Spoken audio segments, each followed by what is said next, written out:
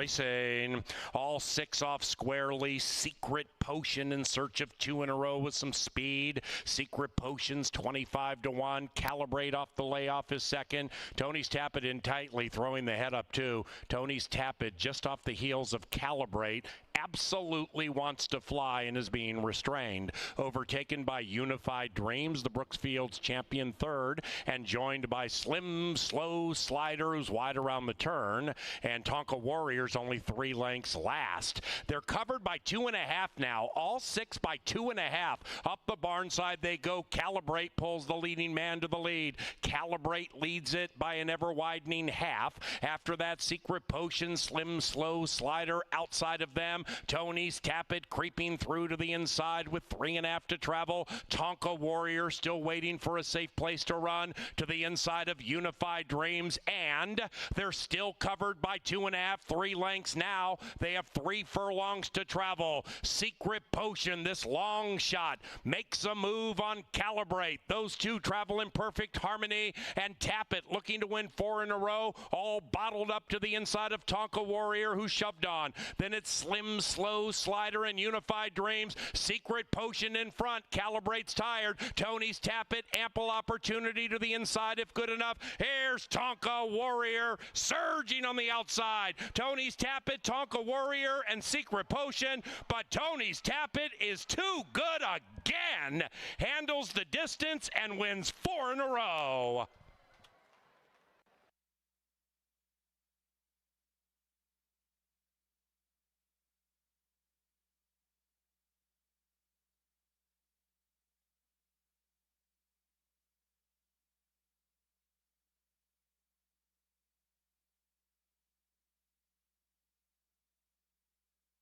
Babies, and they're racing. Follow My Heineken, Mr. Jägermeister's full brother, off slowly. Great beginning for Making My Fortune off the layoff.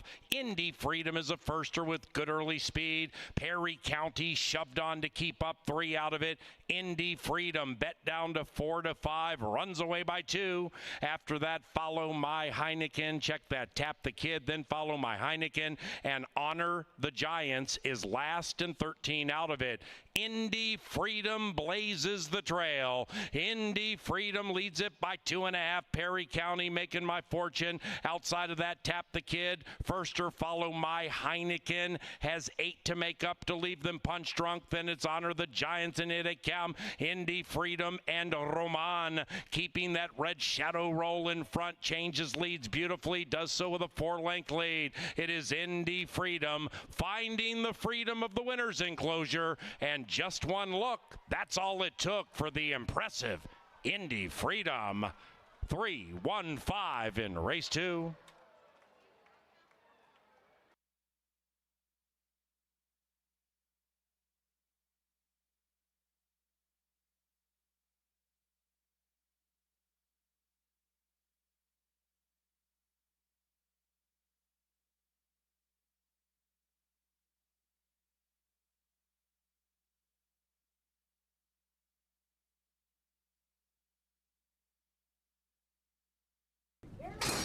And they're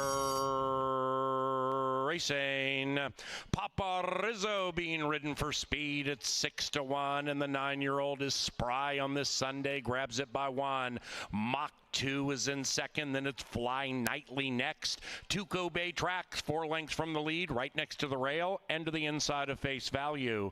After that, it is Skippy Strike. That 10-year-old is 8 lengths out of it, and to the outside of Artie's Angel, and the one in last is Thick Haze, and the one in first is Papa Rizzo leading it by a half. In second, Mach 2 by a half. Fly Nightly is the one widest of those 3, and about 1.5 lengths clear from Tuco Bay. Tuco Bay is joined by Face Value under a very tight pull, pulling Fuentes right alongside Tuco Bay, 6 out of it, and Papa Rizzo picks up the tempo into the far turn, opens up by a length. After that, we come back to Skippy Strike, now 9 out of it with Artie's Angel, and Thick Haze is angled to the outside and beginning to close in.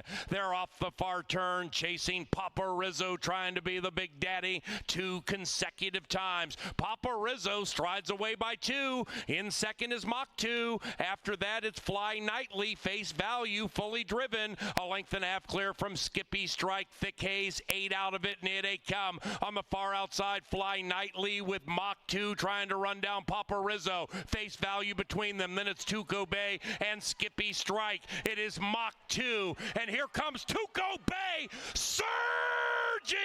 Wow, that was fantastic. Tuco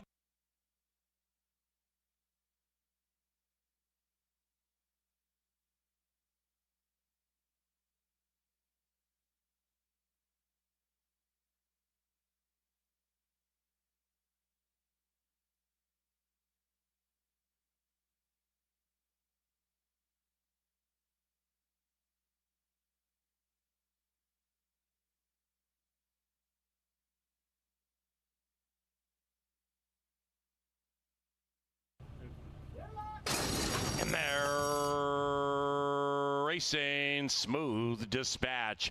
Wind Trip being ridden for speed and is prominent. Now on the inside, Birdie Machine comes scooting through at 15-1. Birdie Machine prominent, and Birdie Machine takes the lead. Outside of that one, Hidden Profit, then it's Wind Trip. Forsaken sneaks up to the inside. Outside of that, Majestic Kraken 5th, but on the move and doing so wide. After that, Meet Joe, 6 out of it, 3.5 clear from Ferrari Road, joined by Air. Then we come to Storm in Hong Kong, and they pack up with a quarter of a mile to go. Majestic Kraken with a sharp move at 6-1. Majestic Kraken takes the lead and rolls. After that, Birdie Machine. Wind Trip would have to win 3 in a row from 3 out of it, but is on charging, and they're coming home now. It is Majestic Kraken. Wind Trip right behind that one with Birdie Machine still prominent. Meet Joe firing on the inside. Outside of that, the Frenchman Air is also firing, chasing Majestic Kraken. Here's Wind Trip for 3 in a row. Yes or no? Ooh, looks like Wind Trip 3 in a row, but it's tight.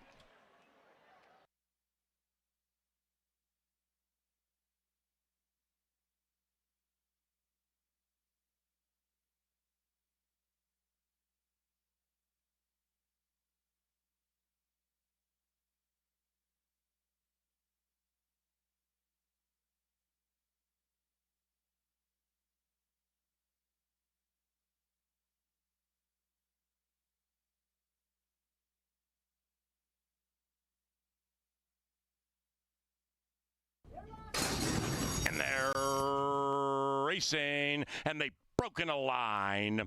From the 9 spot, Real Good Magic in search of the lead. Likewise for Kid Got Rhythm. That one pokes the nose in front, now joined by Cherry River, who's spry. Right behind them, Catalina Crush, and that one is to the inside of Icon Do It, who's on the move. After that, we come back to Cold Soul. Ellen Canto has completely gone amiss, way out of it, in fact, being pulled out of the race, overtaken by D-Flash. Meanwhile, the others go on, and we have a 2-headed pace battle as they head for home. Kid Got Rhythm to the inside of Icon Do It, and they're about 5 clear from Catalina Crush. Outside of that, Real Good Magic. Then it's Big Producer to the outside of Cold Soul with a football field to go. Here comes Real Good Magic with a rush. Likewise, in there is Icon Do It, but it is Catalina Crush getting over the hump. Catalina Crush saving the best.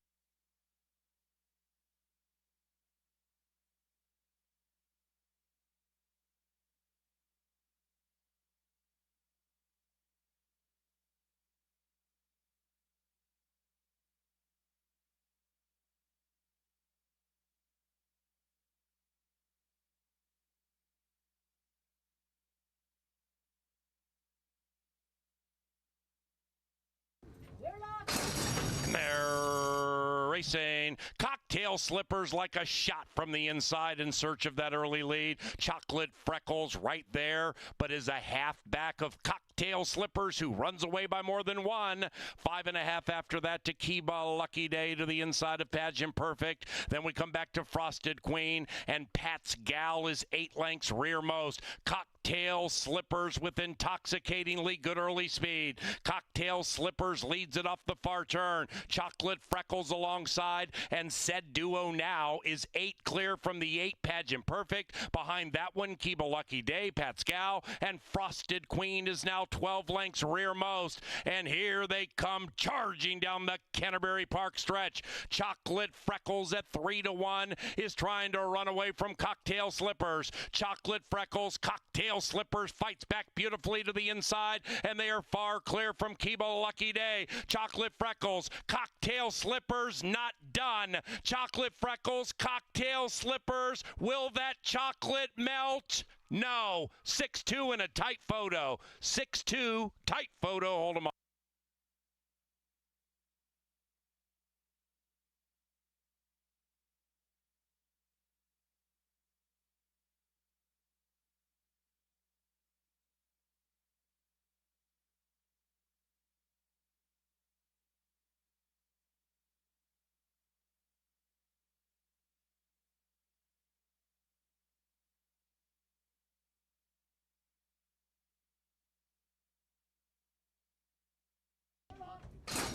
And they're racing. Baby Doll Peach broke speedily from the wide side. Midship Molly also flashing some speed. In fact, 6 of the 8 all in search of the early lead. And Sky Kid off the layoff tries to soar away. That one's to the inside of Emery and Avery. Baby Doll Peach grabbing the lead into the far turn. Charlie Paints 5 out of it behind them. Then it's Midship Molly about 4 or 5 after that to Grace Alace. Baby Doll Peach puts 3 on the field. Island Jive is second last, and Risk the Wind not handling the turn beautifully in last, and Baby Doll Peach is in first. Baby Doll Peach trying to be the apple of everybody's eye.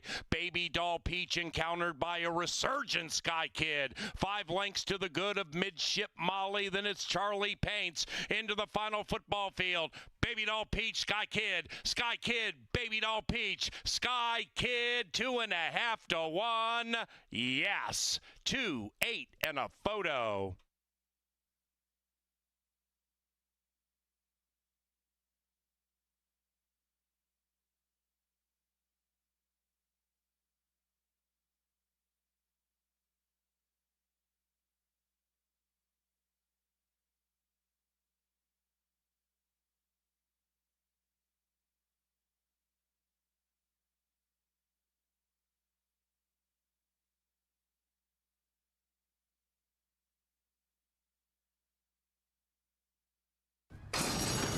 And they're racing. Rough beginning for Sending, and Threat Analysis also off a couple steps slowly. Nothing bad out of the gate for Red Volta. Red Volta showing speed with Petite Jean alongside. The gray is Zong's Irish Frost, third, now 4 out of it. And Threat Analysis, the firster, picking off runners one by one. Threat Analysis on the move up to third. After that, we have Sending and Princess Vanellope. Red Volta, Petite Jean and Red Volta. 2-1 to the inside, 16-1 to the outside. Threat Analysis, the 3-2 favorite, looming.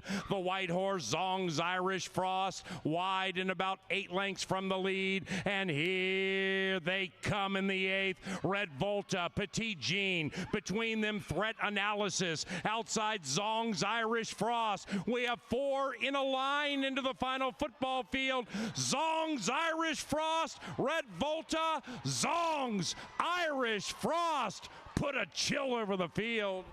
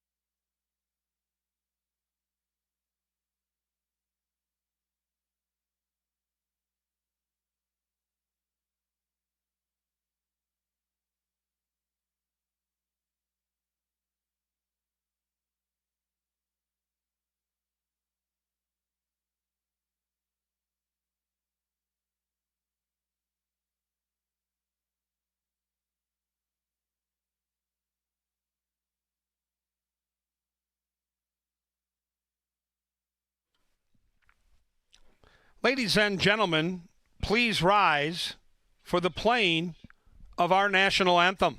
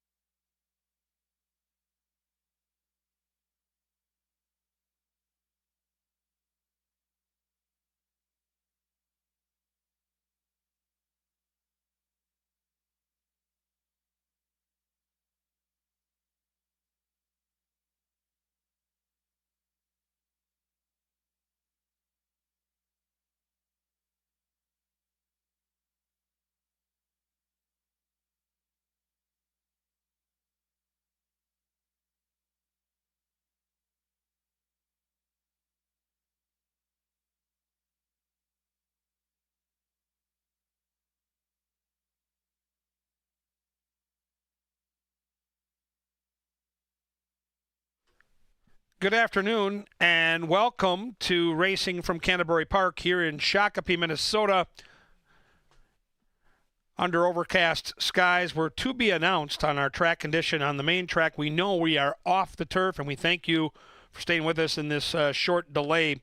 A bevy of scratches on the card with the off the turf, including race 1, where we take out the 3 Bodenheimer, the 5 Future Perfect, the 7 St. Charles, and the 8 Channel 1.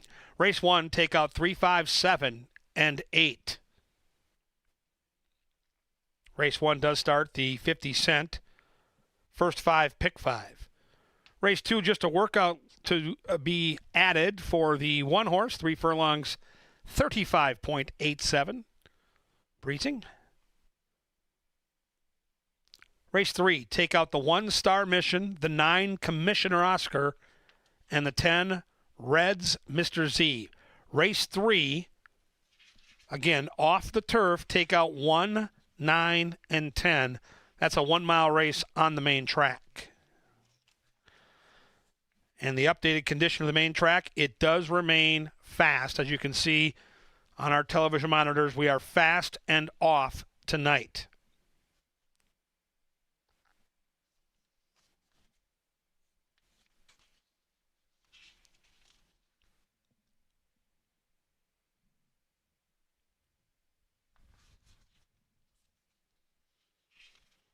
Race 4, scratch 6, Carpe Gold.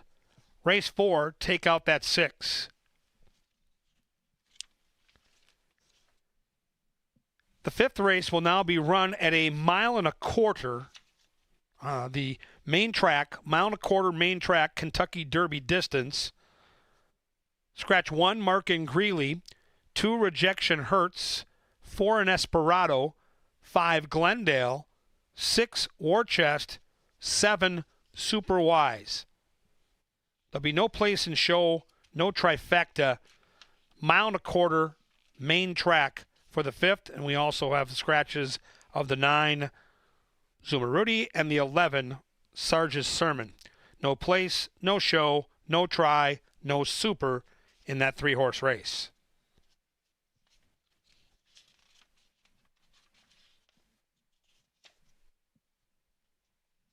Race 6 moves to 5 furlongs on the main track. Scratch the 4, Rosalina, the 5, A Rose and Wine, the 9, I Came to Shame, and the 10, Wings from Above. 4, 5, 9, and 10 are out of race 6.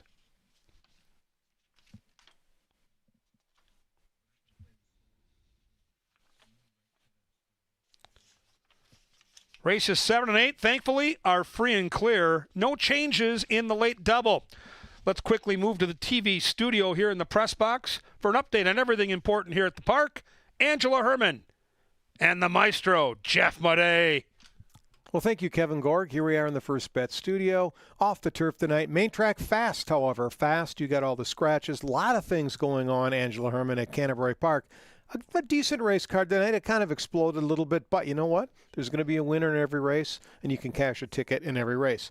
Tomorrow, though, you're going to be laughing. Yes. It's side-splitting humor from Joe Gatto. Laughing all the way to the bank, one would say. Yes, he is coming out to the park. He's going to be out on that usually music stage, but bringing his comedic talents to Shakopee. And if you haven't got tickets, I think there's still a few left. And, I mean, he's done a lot of things, has very interesting stories to tell, like you mentioned. And if you haven't listened to that interview that he had with Paul Allen, we recommend you do it. It'll get you a good primer for what you're in for Friday night. Best in show on Sunday, that's right. All the dogs, the poodles, the doodles, the corgis, the bulldogs, the basset hounds, the wiener dogs, and maybe another breed. They all come back. Oof. And Sunday, they determine the fastest dog in Minnesota. It's that simple. That's what it's all about. Yeah, easy peasy. Bring them all back against each other. If you have a favorite dog breed, no need to check the calendar. They will all be here for the Best in Show. You're looking for something to do on Monday, we're racing. 1 o'clock post time, a Labor Day special. 8 races, turf, dirt, everything you could possibly want. That's September 2nd, Labor Day. Now, let's go back to Saturday, because that's the most important day of the week.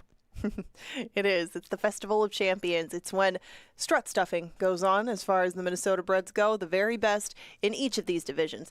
Line up, and you can see this is the card from start to finish, starting with the quarter horses, leading down to the fastest of the thoroughbreds in the Croc Rock Minnesota Sprint. And really, from race to race, there's different approaches, different sizes of fields. I mean, you can see we start off with a loaded Futurity. And I know that there's some connections in here that usually have a much bigger hand than they do this year. I still kind of liked the chances of one Jason Olmstead with Delilah looking to carry on a family legacy through her dam. Delilah, big chance for sure. Olmstead, always prominent. But maybe we're going to go old school this year. Maybe it's time for Ed Ross Hardy to find the winner's circle on Festival Day like he did so many times before. That's true. That's true. Now, the Derby is the next race up. That's race number 2. The 3-year-olds make their way out. And a big deal for this is 400 yards, because not that many of these either have seen 400 yards before, own a win at 400 yards. It's a new testing ground for a lot of horses. Not the case for the morning line and likely favorite Sugar Rush. You're right. It's Sugar Rushes, I think, can get that distance, but that is a test, and those might be the 2 most difficult races on the card, although the 3rd race, Northern Lights Futurity, certainly not easy. I know you've got a horse in there that you like a little bit. That could be a price. I hope he is. And we'll talk a little bit more about it, because there's a video that's coming out with a bit closer feature on that particular 2-year-old. And then we go to the older males in the Blair's Cove on the turf. Defending champion, Xavier Dave, your thoughts? Well, I love Xavier Dave, but I don't think this is a giveaway, because there's lone speed in here. It's Bob's Business should find the front and should be clear on the lead, and you're going to have to catch him to cash. Xavier Dave is capable, but if they let him walk, it will be tough. Mac Robertson should be favored in the Northern Lights debutante with Mary B's Legacy. Now, she only ran one time, and that was 4.5 furlongs. Got to get 3/4 of a mile now. That could be testing. but she will be a big favorite, I believe. Yeah, Xavier Dave's little sister. I should say he was not the defending champ in the turf last year, but a lot of good blood in that family too, and they go back to back on Festival Day. The girls come out in the Princess Lane, then the Bella Notte, then we end things in the Croc Rock Sprint. That's right. Street Warrior, undefeated. He's won 3 times this year, won the Derby, won the Victor Myers. Going to have to beat the Alligator Hunter, who's got many, many wins over this racetrack.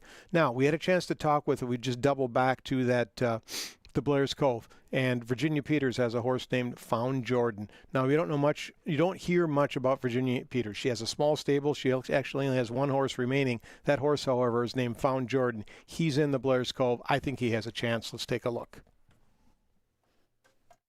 Found Jordan he's training really well. He's always been a character. He has such a personality when he gets on the track.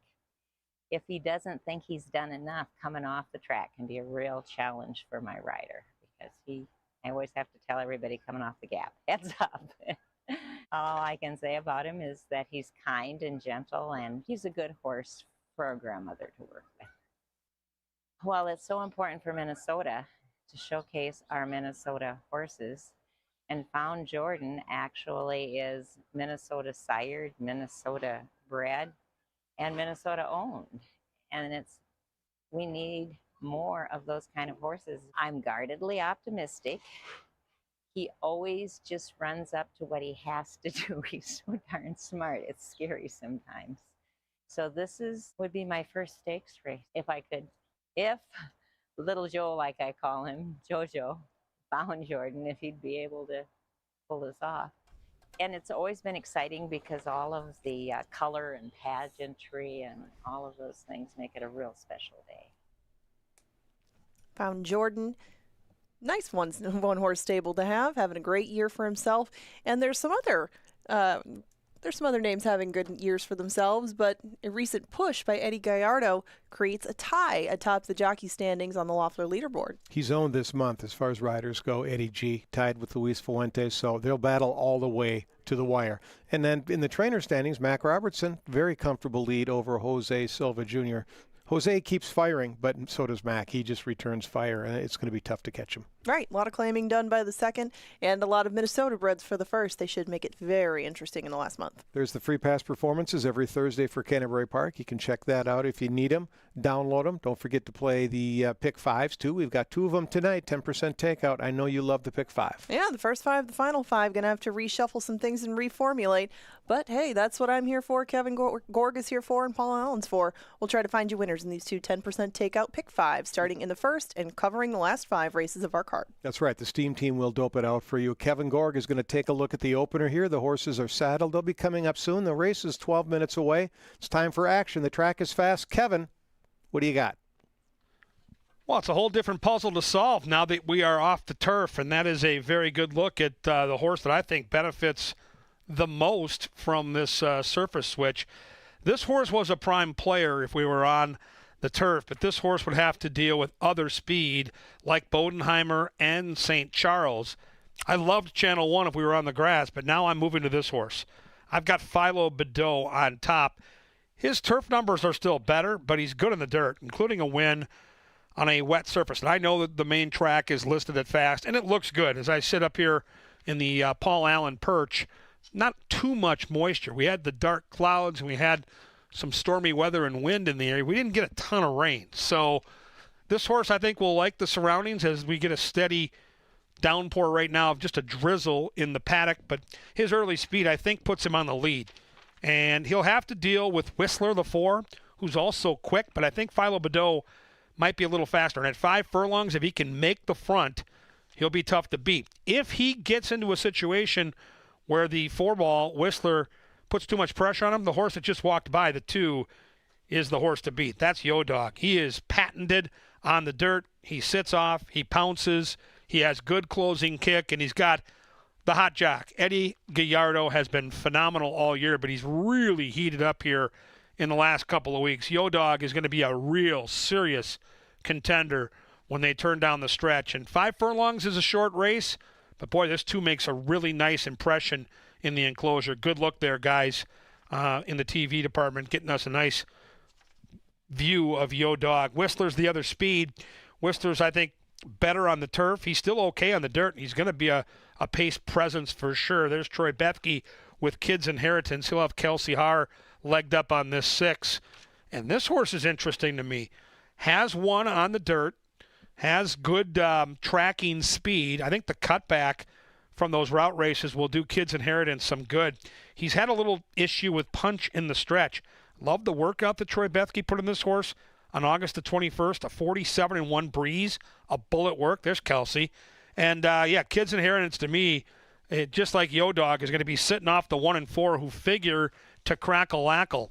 Now, the other horse that people are kind of forgetting about here is the 9. And be careful with this horse because he knows how to win races. 8 for 32 lifetime.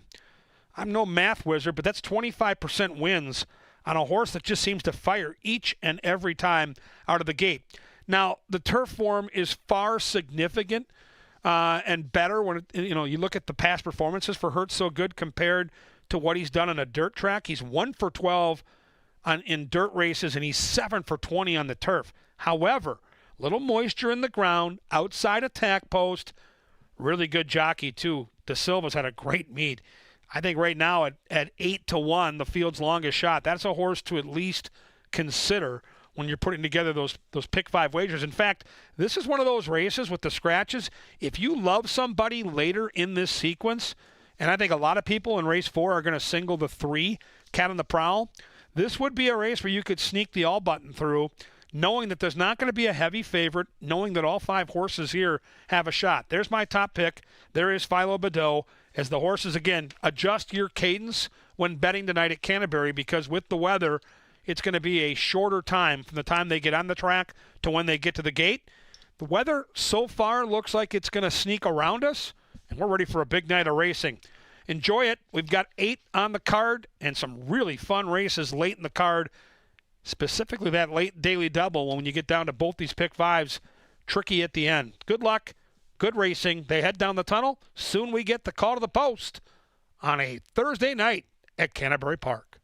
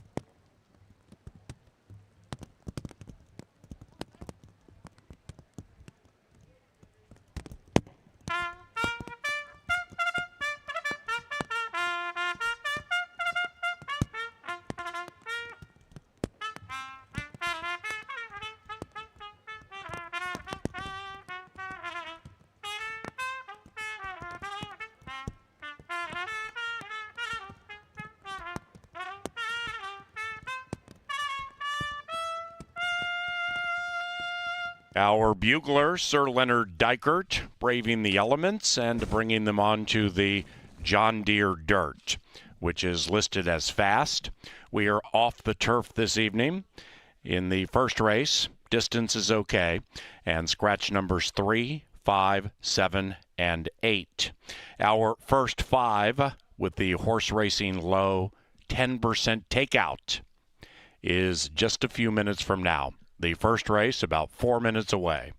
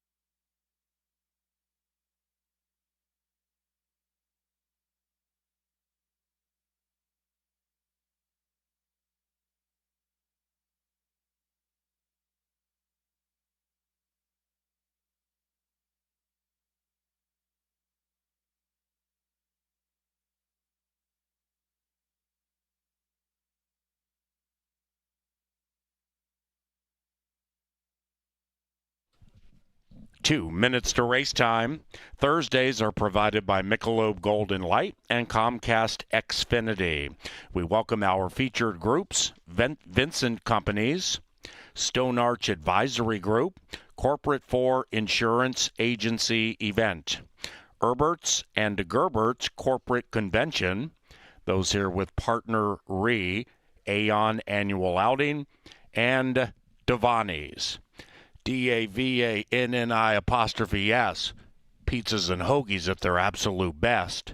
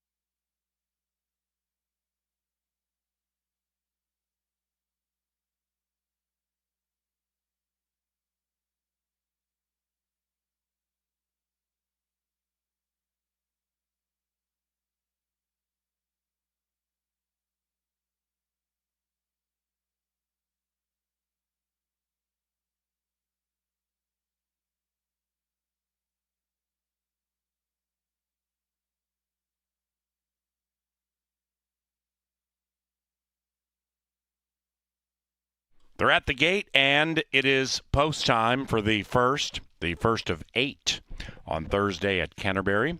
After a slight weather-related delay, we have a fast main track. Turf races go to the main track.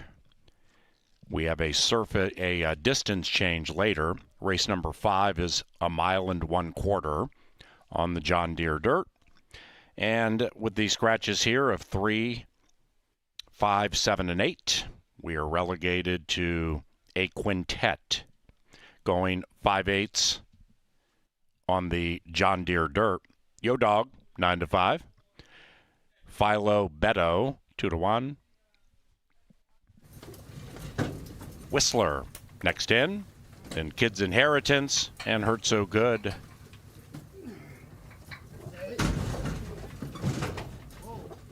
One back. Hurt So Good, the 7-year-old, last in. A 30-piece to begin Thursday.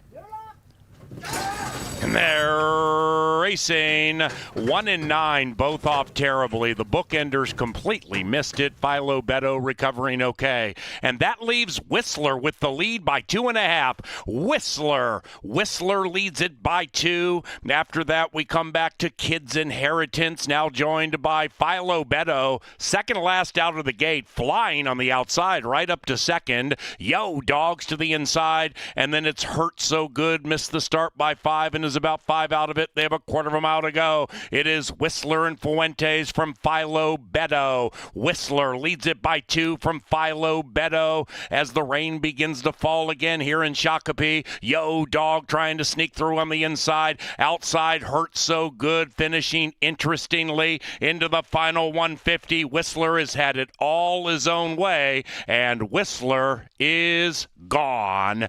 Pay Whistler at 3 to 1. Yo Dog second, Philo Beto third.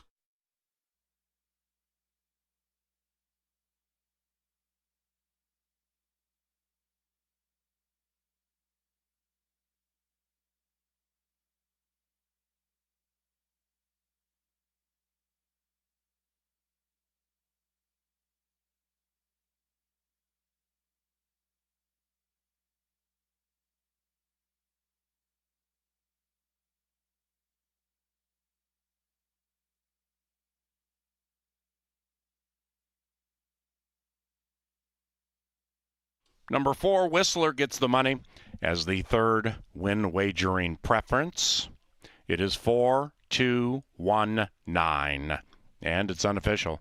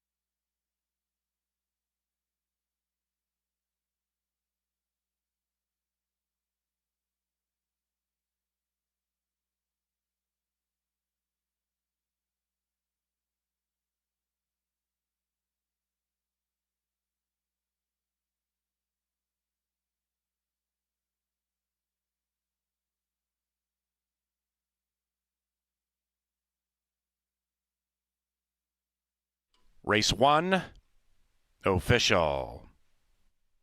First exacta, $10.80. The second race keeps us on the John Deere dirt. Once again, we are off the turf this evening. No scratches in race number 2, which begins the pick 4 on races 2 through 5. Now, the first race was provided by Loeffler. Race number 2 is courtesy of Apple Autos, the official vehicle supplier to Canterbury Park, Xfinity Comcast, and XfinityMobile.com, and also Tri-State Bobcat. In the winner's enclosure, it's Whistler and our leading jockey, Luis Fuentes. The winning owners, Pooley Thoroughbreds, and the winning trainer, Matt Williams. Now, race 2 is just 19 minutes away. Given that delay with the first race, the anticipation is post times will be sped up, so make your plans to play that pick 4 sooner than usual. Race number 2, now about 18 minutes from now, and welcome to Canterbury Park.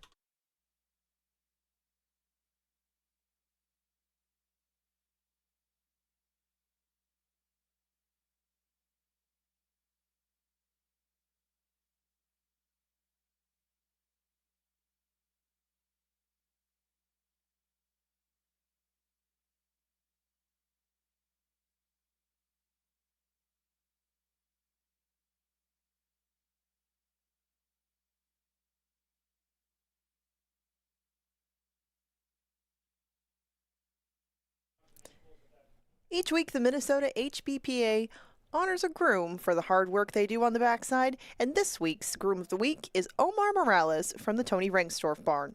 He uses a single word to describe Omar, and that word is exceptional. He's an essential member of the barn, and no one has a better touch with the horses or a stronger work ethic. He's a great mentor for younger, less experienced grooms, and Tony says he's known for his calm and well-maintained environment for the horses and a very happy crew. He plays a huge role in every day at the barn. Congratulations, Omar Morales, the Minnesota HBPA Groom of the Week. Brought to you by Robbie's Craft Mexican Kitchen and Laurel Boots.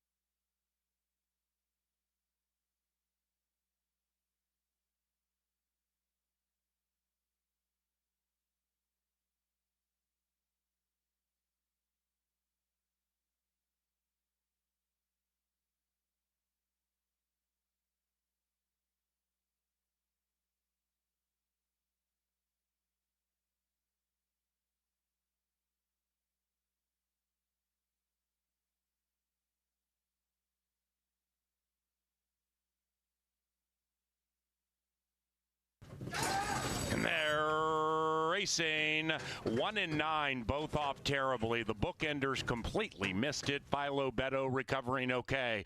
And that leaves Whistler with the lead by 2.5. Whistler leads it by 2. After that, we come back to Kids Inheritance, now joined by Philo Beto. Second last out of the gate, flying on the outside, right up to second. Yo Dogs to the inside, and then it's Hurt So Good. Missed the start by 5 and is about 5 out of it. They have a quarter of a mile to go. It is Whistler and Fuentes from Philo Beto. Whistler leads it by 2 from Philo Beto as the rain begins to fall again here in Shakopee. Yo Dog trying to sneak through on the inside. Outside, Hurt So Good finishing interestingly into the final 150. Whistler has had it all his own way, and Whistler is gone.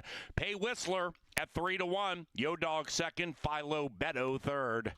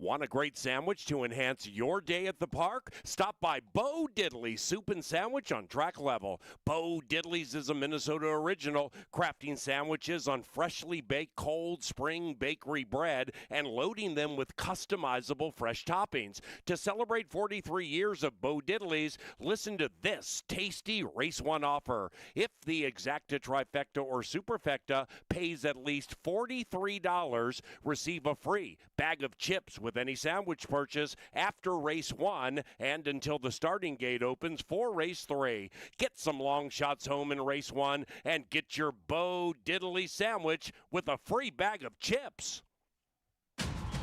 When we're young, we're told anything is possible, but only a few of us go out and prove it. Anna Hall is chasing down history. Witness the greatness of Anna Hall on a connection worthy of gold. Xfinity Mobile. Only Xfinity gives you the most powerful mobile Wi-Fi network with speeds up to a gig in millions of locations. And right now, Xfinity Internet customers can buy one unlimited line and get one free for a year. Get the fastest connection to Paris with Xfinity. JTR Roofing has got you covered from the roof on down with all your home exterior needs. You can always count on us to be on time and provide the highest quality work in the industry. We know this is important. This is your home. Go to jtrroofinginc.com. No gimmicks, just great work at a fair price. Confidence. It's more than what you know. It's having the right information at the right time. developing the right strategy for your business, providing the right solutions for your people, seeing the right vision for your future, and knowing when to seek the right expertise. When you have knowledge, you have confidence. Doing business the Gallagher way since 1927.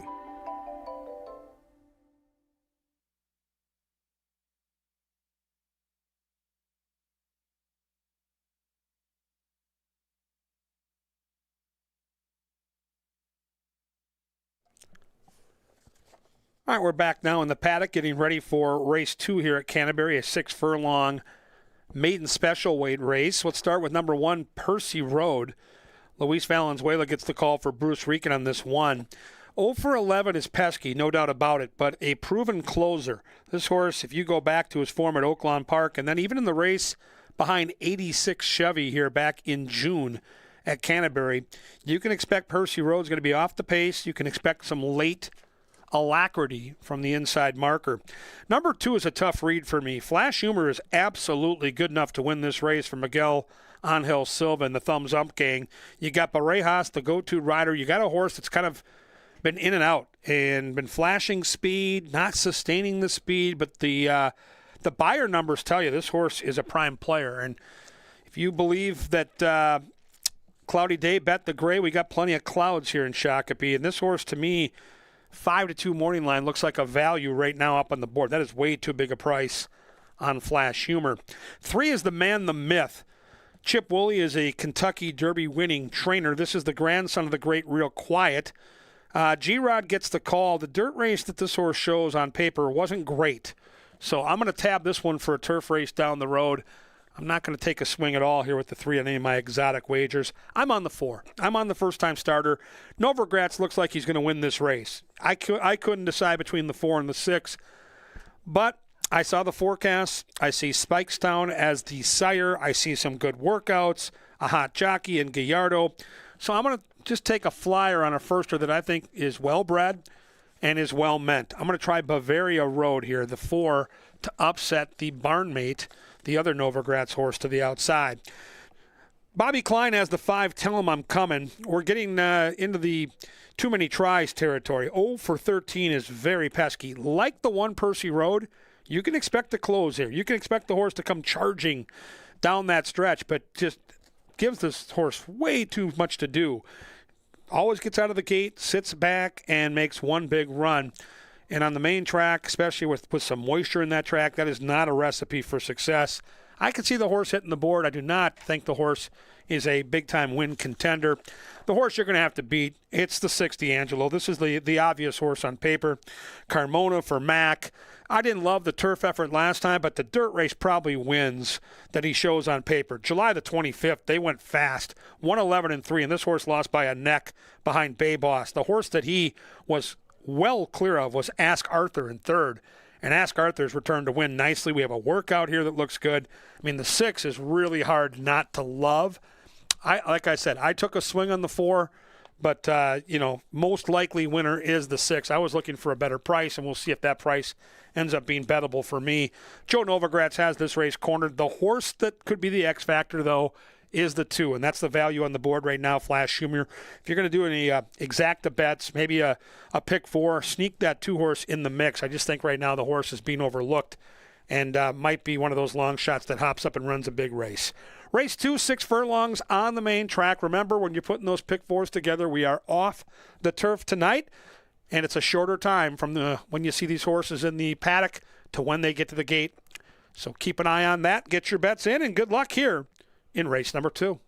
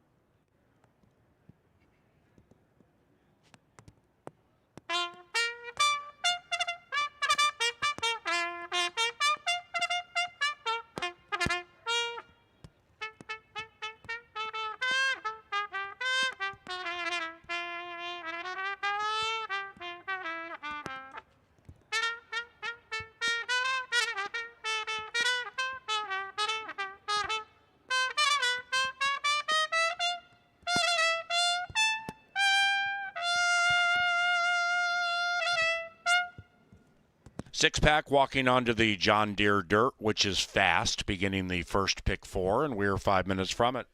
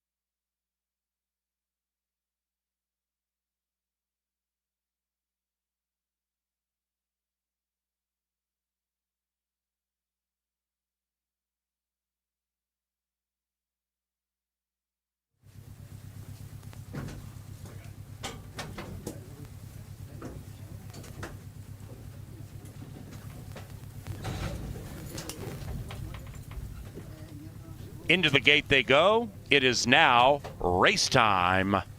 The second race beginning our first pick 4. A cast of maidens here, and one of them is causing problems. Jockey Alfredo Barajas, the one you see on the screen, being aided and assisted next to the rail by a member of the gate crew. Flash Humor, the one under scrutiny. Stand by.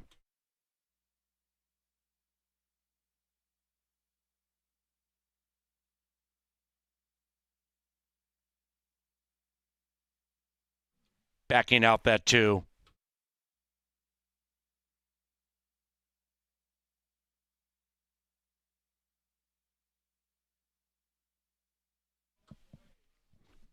Ladies and gentlemen, scratch number 2, Flash Humor. Number 2, Flash Humor, is a late scratch. Refunds available right now for number 2, Flash Humor, with win, place, show, exacta, trifecta, superfecta, and double wagers. Pick 3, 4, and 5 action, including number 2, Flash Humor, heads to the starting favorite in race number 2. There will be a consolation double paid to number 2, Flash Humor, from the winner of race number 1, Whistler. Number 2, Flash Humor, is a late scratch.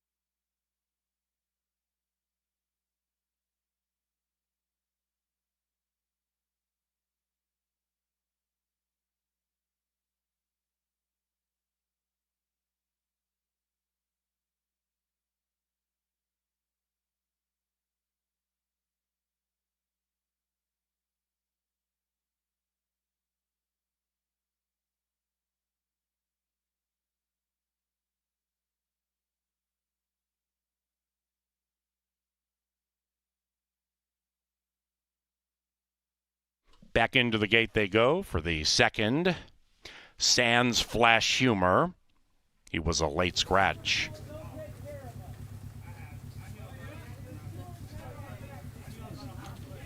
D'Angelo, 3-5 in favored. The firster, Bavaria Road, 8-5. And the second choice in the win wagering. Here's the favored, D'Angelo. Race 2, take 2.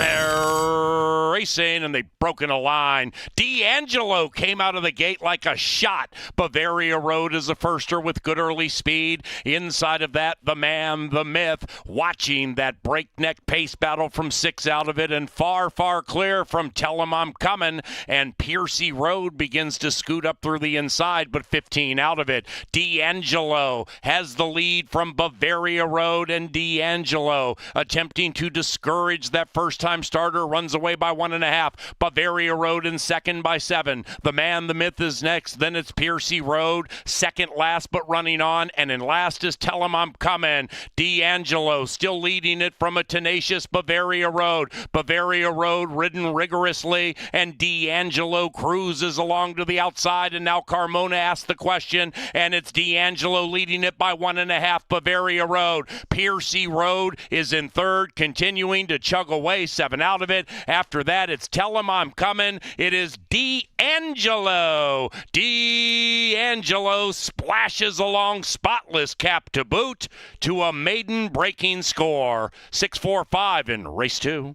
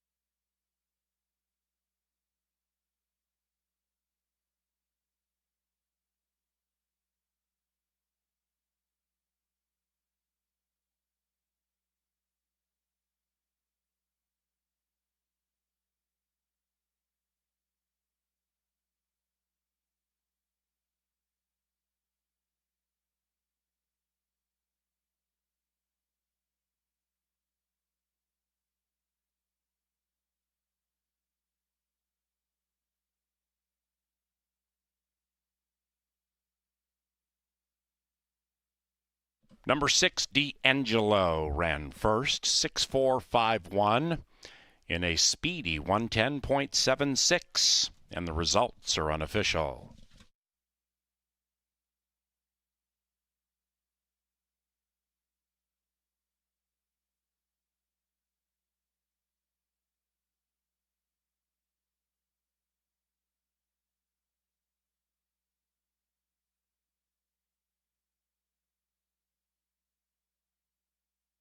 Second, official. 10-cent superfecta paid 65 cents. To the third race, and race 3 is off the turf. The distance is okay. And in the third, scratch numbers 1, 9, and 10. 1, 9, and 10 out of race number 3. The third race is provided by Anheuser-Busch, along with John Deere. And post time is just 20 minutes from now.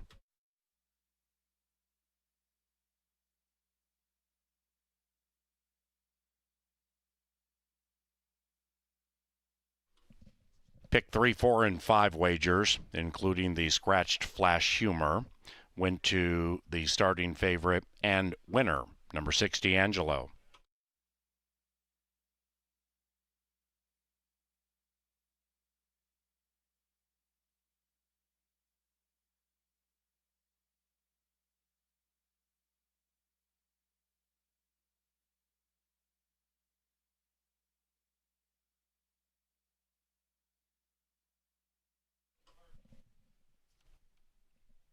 To the winner's circle, D'Angelo and Serafin Carmona. The winning owners, Novogratz Racing, and the winning trainer, Mac Robertson.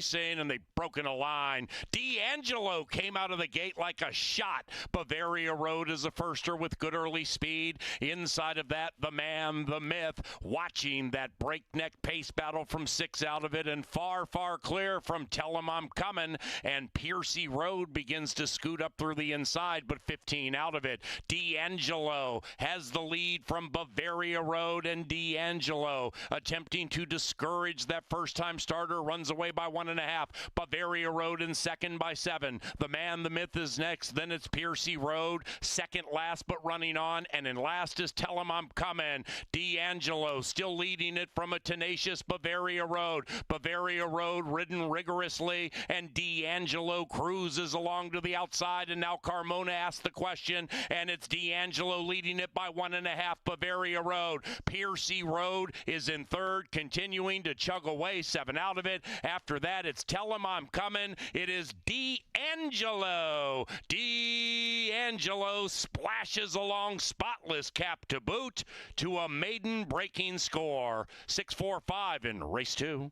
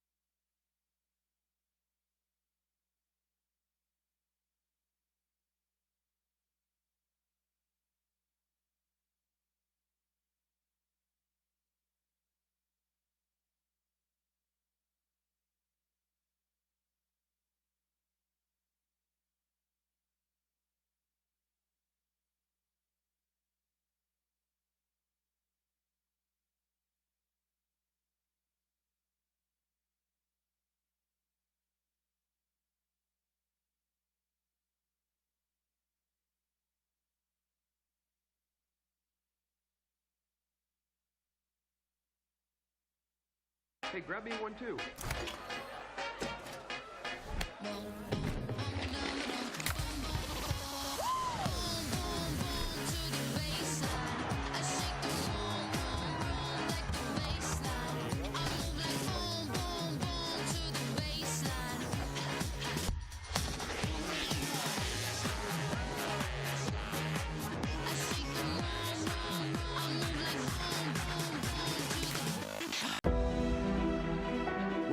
to the world of horse racing or a seasoned professional, we have something for everyone here at the National Museum of Racing and Hall of Fame. From fine art to legendary artifacts, our mission is to preserve and promote the history of thoroughbred racing in America and honor the sport's most accomplished participants. Open year-round and located on Union Avenue, right across from Saratoga Racecourse, adding to the rich history surrounding the oldest racetrack in America. Visit racingmuseum.org.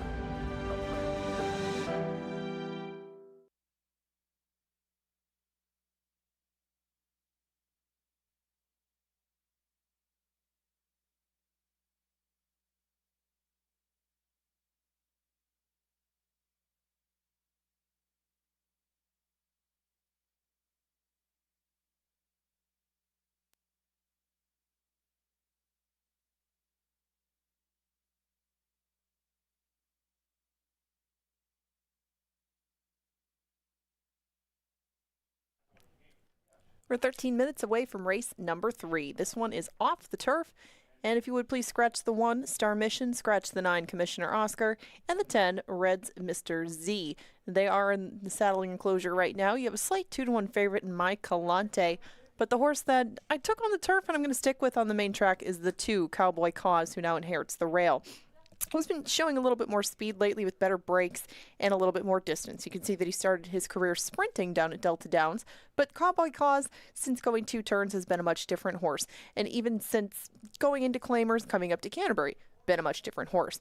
Those recent races on the turf, I think would be representative more of development and maturity as a horse, so maybe he can move that back to the main track and stay close to the pace. That appears to be all you would really need to at least get a piece of this, and I think that Cowboy Cause could pull a mild upset at 7-2. You get 16-1 on Who Does It Better. Who Does It Better broke his maiden on the turf 2 starts ago. He hadn't shown too much on the dirt prior to that in either the way of speed or finishing up. Now, granted, he was sprinting to start his year, even as a 2-year-old, even last year as a 4-year-old when he started things out. Who Does It Better just didn't show that much on the main track. He would have to make a big turnaround to do it. He does have more experience now, but it would take a big ask, and that is why he is the price that he is. 7-1 is the price that you get on Cal-El. He's going to stay on the main track, even though that wasn't the plan. He had shown good speed on the turf, and he should be at least in front for part of things. Cal-El has done his better running on the main track. There is a little bit to like about this horse if he doesn't get pushed along. I would expect that Mike Galante on his outside and Cowboy Cause on his inside probably won't let him get the comfortable lead that he would like. Brian Pena still will get this horse, I'm sure, in position, will ensure that things are honest up front. And if you do like a horse from off the pace in here, he is a very important part to the equation. Mike Galante just to his outside ran second in front running fashion behind Rejection Hurts last time, and Mike Galante stays at this relative level. I mean, you had to just like him more on turf. He has not won on a main track, whether it's wet or whether it's dry. He's 0 for 10 thus far on the main surfaces that he's run on, and he has been against tougher horses in his last 2, but those were at Will Rogers. This is sort of a relative move, and you just kind of don't know what you're going to get for that price. That was my only objection with Mike Calante, and I'm going to use him underneath because there are 10 seconds and thirds to go along with that one career win. Color Me Legendary is another one who's got more pieces than he has wins. Now, that one win in recent times was wire to wire. It was earlier this year, but boy, have those races not even been close to that second lifetime win, and Color Me Legendary seems a bit dependent on having the lead to himself, which may not happen this evening. Just to his outside, LL's Classy Dude broke his maiden off the pace a couple of back, but he did so on a sloppy track. Now, of course, he doesn't get that at the moment, but LL's Classy Dude does like this main surface. He's staying at a relatively similar class level. He had not shown anything on the turf really prior to that, even though Andrea's Josie, his mother, did seem to prefer that surface. I don't think LL's Classy Dude has shown that same preference up to this point, and he might be a usable horse at a price to use underneath just based on the fact that he does like our dirt. Mr. Insensitive ran on the dirt last time, but it was another race that got rained off, and that was against state-bred allowance foes.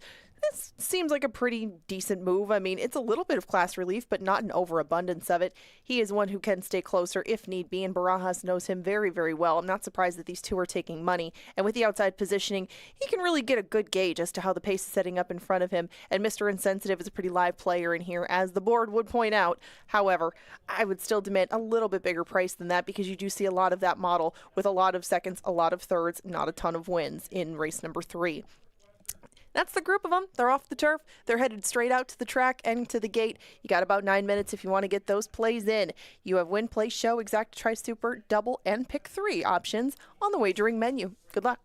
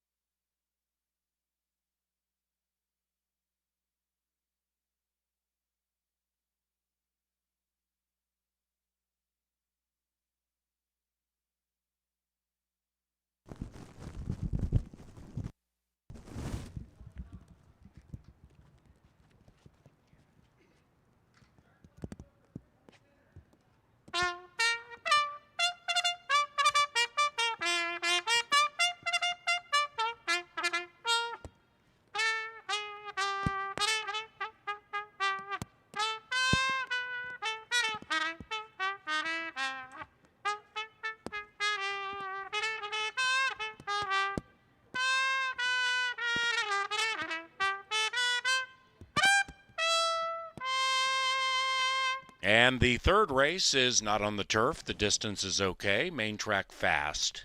Here in the third race, scratch numbers 1, Star Mission, 9, Commissioner Oscar, and 10, Red's Mr. Z. To the gate in about 3 minutes.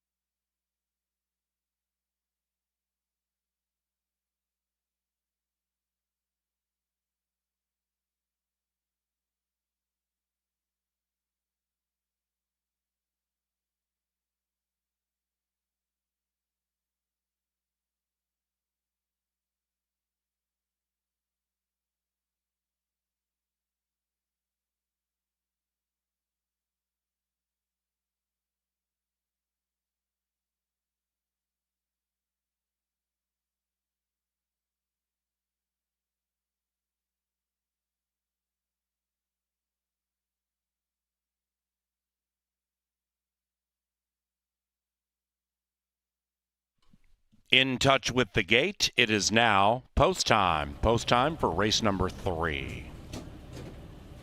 My Calante, 2-1, and favored. Mr. Insensitive, 3-1. Cowboy Cause now 2.5-1.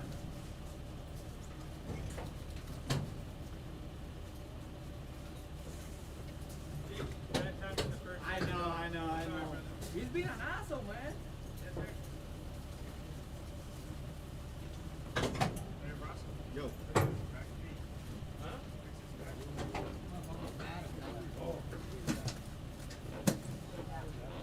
Two back. One out.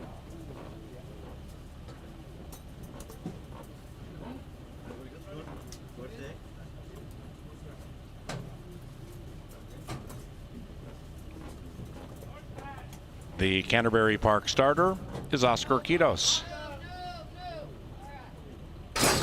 And they're racing. Perfect start. They've broken a line. From the center, Color Me Legendary showing really good early speed. And it's Color Me Legendary getting down to the inside and leading it 1 and change. In tightly was Cowboy Cause. That one has been overtaken by My Calante, who gallops up to join the lead. And now 6 and 5 race 3 lengths away from the rest of them. Cowboy Cause to the inside, joined by Cal L. Mr. Insensitive is outside of them. The rider has the pink helmet cover. Those 5 are separated by 5 and are 2.5 clear from LL's Classy Dude. And Who Does It Better is next. Just 6, maybe 7 from front to back as they head up the Canterbury Park Barnside race 3 Thursday. 6-5-5-6. Color Me Legendary to the inside of My Calante. Color Me Legendary pulling away by a half. Color Me Legendary trying to open up on the field. My Calante sticking to him.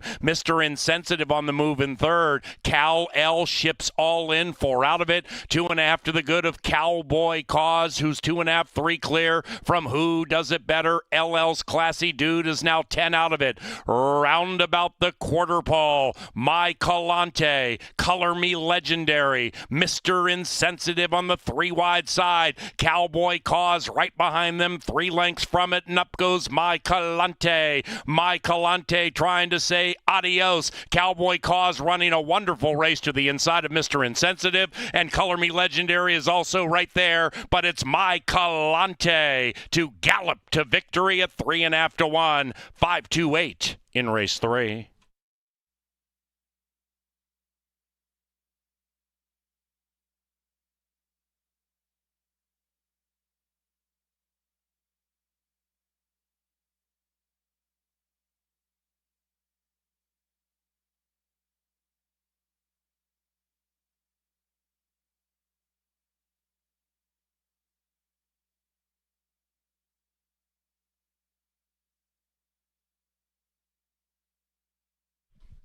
It's number 5, My Calante first, but it's not official.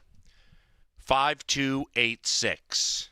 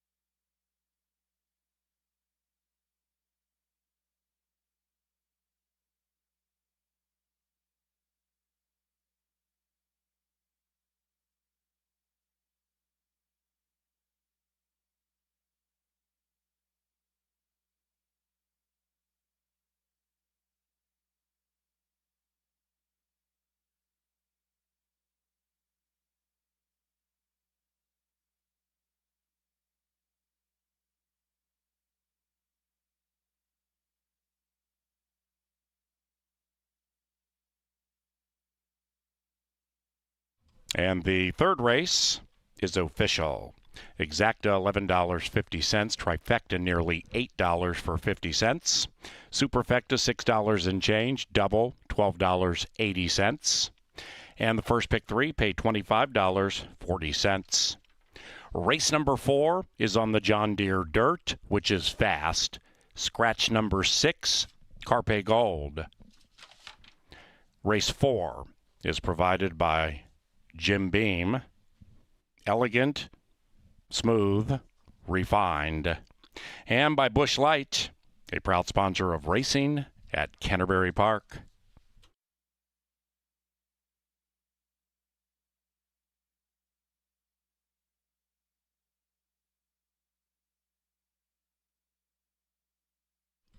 Into the winner's circle, Mike Calante and Guillermo Rodriguez. The winning owner, Jimmy D. Roberts. And the winning trainer, Joe Blair Roberts. Canterbury's fourth, just 20 minutes from now.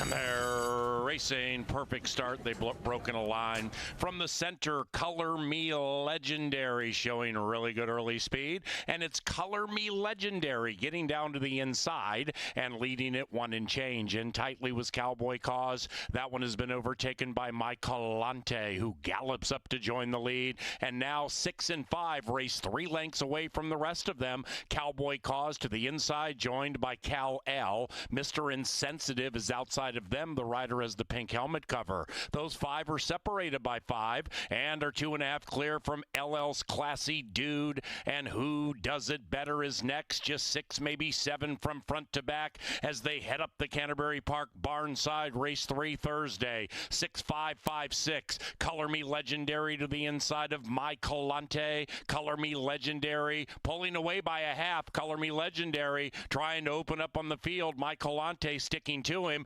Mr. Insensitive on the move in third. Cal L ships all in, 4 out of it. 2.5 to the good of Cowboy Cause, who's 2.5, 3 clear from Who Does It Better. LL's Classy Dude is now 10 out of it. Round about the quarter pole, My Calante, Color Me Legendary, Mr. Insensitive on the 3 wide side. Cowboy Cause right behind them, 3 lengths from it, and up goes My Calante. My Calante trying to say adios. Cowboy Cause running a wonderful race to the inside of Mr. Insensitive, and Color Me Legendary is also right there, but it's My Calante to gallop to victory at 3.5 to 1, 5-2-8 in race 3.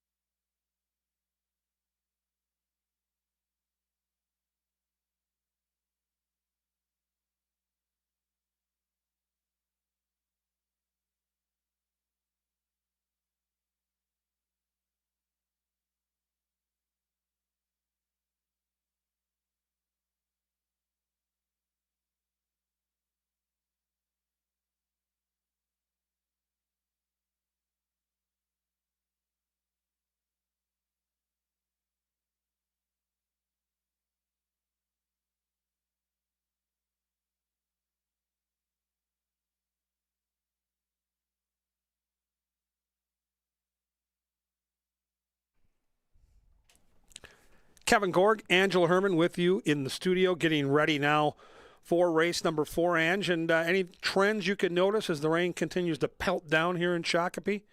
At least right now, you want to be in the front. And I think that Mike Galante demonstrated that pretty well.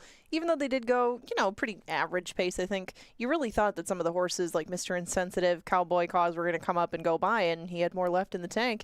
And I think that it's going to be friendly, at least for right now, as the rain continues to fall to horses on the front end. And that does not bother me for this upcoming 4th race. This is the start of the final 5. Yeah, and it's a pick 5 that, again, you're going to have to find a play that's probably smaller than you normally would with the amount of scratches. We've got a 3-horse race mixed into the equation here. And I think this race, of all the races involved in the pick 5, might have the most singles involved. And with Cat in the Prowl, that 3-horse race, there just isn't a ton of form, so you might want to spread out and just cover the race. To me, Cat in the Prowl here is going to be real tough to beat. He is going to be tough to beat, and this horse actually is my angle. We're going to talk about it a little bit after they go out on the track, but Cat on the Prowl represents a really good angle for Tim Padilla, and in particular, it's dropping horses here at Canterbury from maiden special weights to maiden claimers, and that's a big angle anyway in racing, but especially for him and especially here, he's 4 for 14 in particular. You narrow that down to minbreds, 4 for 10. And if you narrow it down to horses like this one, who are 4 and older, they're 2 for 2. Both of them were ridden by Alonzo Quinones, and he is aboard Cat on the Prowl today. I thought that was a pretty useful comeback race. It was his first of the year, almost an entire year off, and Cat on the Prowl still showed enough speed to keep himself in the race and hung on better than I thought he would. A lot of horses in that first start off the layoff, even if they show speed, even if they get tired, might wrap up for the day. He still held on for 4th and kept on going. I thought that would be enough to put him in the picture here, but now we scratch Carpe Gold, and Riding Solo and he have dueled before on the front end. I think Riding Solo is in a good opportunity, or in a good spot to perhaps breathe down the neck of Cat on the Prowl. And if that one is still not set to go with just one start under his belt this year, Riding Solo should be up front and should be ready to overtake him on the turn. Yeah, the Oracle, who I trust, one of the better handicappers here at Canterbury year in and year out, really likes Riding Solo. And if you go back to that last start, couple of things. It was on the turf. They went way too fast early. Commissioner Oscar was the heavy favorite who got the great trip behind said speed duel and pounced. This horse is going to get a great tracking trip, and Carmona has been so good in the saddle. If you have the 3 on top, which you and I both do, I think you have to respect the 8. The other X factor for me is the 2. I don't quite know what to do with Straight from the Deuce, but I do know that last time out with moisture in the track, he ran a career best 37 Beyer speed figure. He closed in wide and late for second. He picked up, it looked like some more tired horses, I thought, than maybe some horses that were coming on or trying to make a move with him behind Last Stand. But one of the horses he did beat was just your 8-5 co-favorite, a horse I'm against in here. I used him in 4th. I don't think I would use him in the final 5, but if he beats me, he beats me. I'd be remiss if I didn't ask you about Corral the Thrill, wouldn't I? Yeah, I've always had a soft spot in my heart for this horse. First off, because my friends at Extreme Racing, we both have those cool shirts that they provide for us every year. Beautiful. And then because my favorite hockey player is who this horse is named after. But he has just not quite figured things out. He has taken money in a bunch of these starts, odds on 4 different times. Always looks like he's in a great place for victory and just doesn't finish the deal. Now, I know for a fact from way back before this horse debuted that these connections love this horse and think the horse has talent and just hasn't maybe put it together. He's still only 3 years old. There is upside here with Kirill the Thrill. You've got the red-hot Mac Robertson. Interesting that Morales gets the call. It is interesting. He doesn't use him very much, but maybe they want to get this horse on the front end and see what that gets him, because that's been a tactic we've seen Morales use more often than not. Just get him out of the gate and see how far they'll go. Maybe he will be a different horse if he can get on the front end by himself. I don't think he will, but maybe that's the intent with the Son of Tapiture. Just not every purchase is going to work out, and maybe Kirill the Thrill just isn't one that's worked out, but they're giving him plenty of chances to be good at something. So, putting him down at the bottom, putting him at 5.5, it's what they did last time, and it got him a 3rd, but they're going to take the blinkers off him today, but put Morales on. So some mixed signals for him, and for the price that I thought he'd be and the price that he is, I had to take a stand against him. But a horse that took some initial money, right now he's 10-1, but he was 9-2 for a moment. His second-time starter, Cat with Class on the rail. What do you make of him and Kelsey Haar? Well, she brings in prices. We know that. We didn't see much in the debut. You and I have talked about this forever in the paddock. The start 1 to start 2 is where you can see the most significant jump up in class and performance. And we really didn't get to know Cat with Class last time.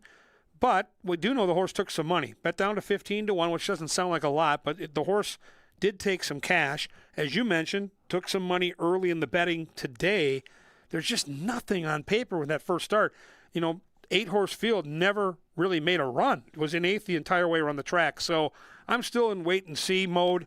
I think the 3 is the most likely winner. I think the 8 is the X factor who's going to get that great trip. And then if they duel, then 2 and 5 are obvious contenders to come get the money. And that's what you have to kind of weigh out when you're putting together this pick 5. If you want to spread and use all 3 in that 3-horse field, you probably want to make a stand here. So it's a really tricky sequence. I'm going to single the 3 on my ticket, but I don't have a ton of confidence. That's what I would do on mine as well, though. You have to take a stand somewhere. It seemed this was as good a spot as any, so I'm going to single him. I have the opposite view of you in race number 5. I think that Johnny Dar will go as far as you ask him to, as long as you give him the lead. So I guess that maybe I would cover with one of the Silvas, but mile and a quarter. That's why I don't know. You know what I mean? Yes. These horses just have no experience going that far, and that's why I'm going to use. If I'm putting a ticket together right now, I'm going to use as many as I can get my hands on. No, that's fair enough, and that's your decision to make in this upcoming Final 5. Remember, that's 10% takeout wager. The Final 5 is coming your way as they head out to the track. We've given you our thoughts on the initial leg of it, both of us on Cat on the Prowl, your current favorite with 5 minutes to post. Get in those Final 5 tickets now. They are headed to the track.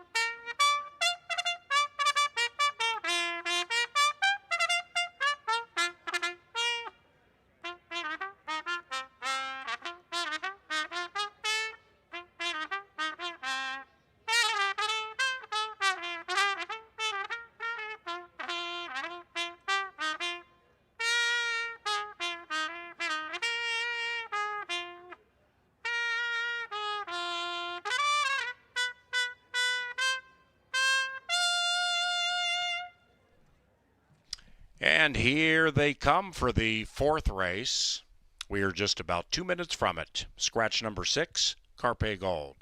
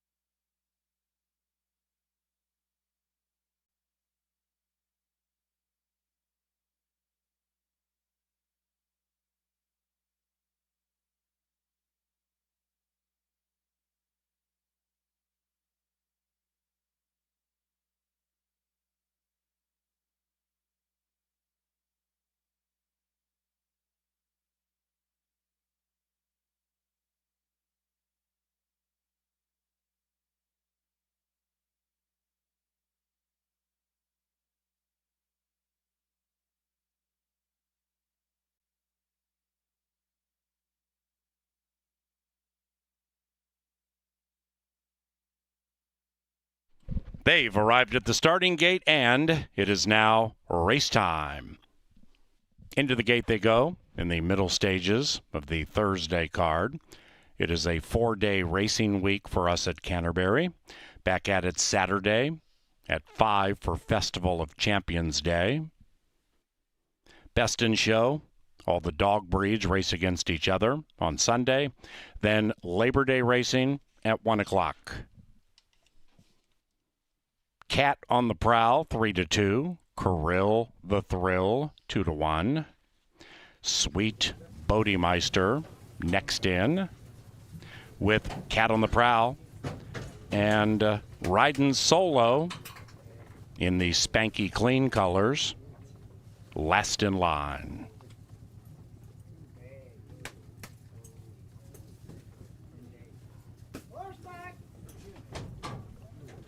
Ready to dash.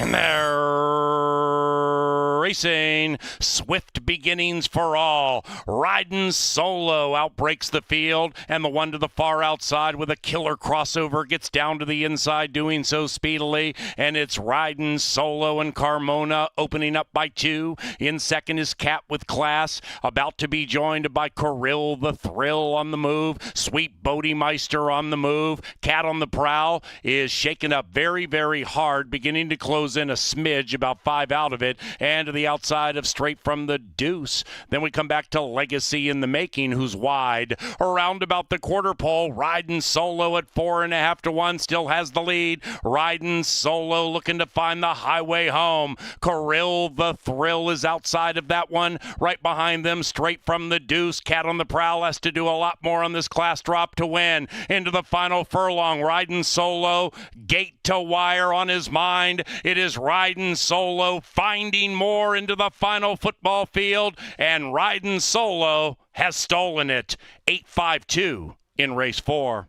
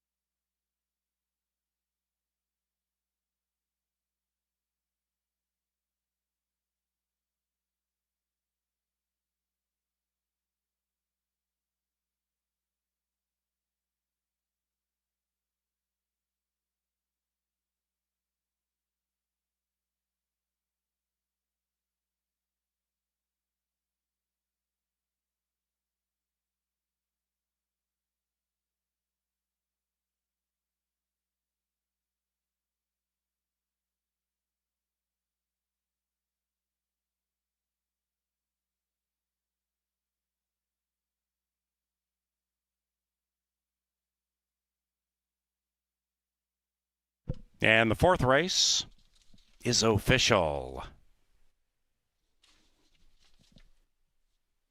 Pick 3 paid $27. Exacta $16.60. 50-cent trifecta $31.30. And the superfecta $10.64 as Riding Solo finds the winner's circle with Seraphin Carmona. The winning trainer, Troy Bethke, and the winning owner, Karen Offerman. Riding Solo is a 3-year-old brown gelding by Painter out of Sweet Tango. Bred in Minnesota by Dennis Strokirch and Karen Offerman.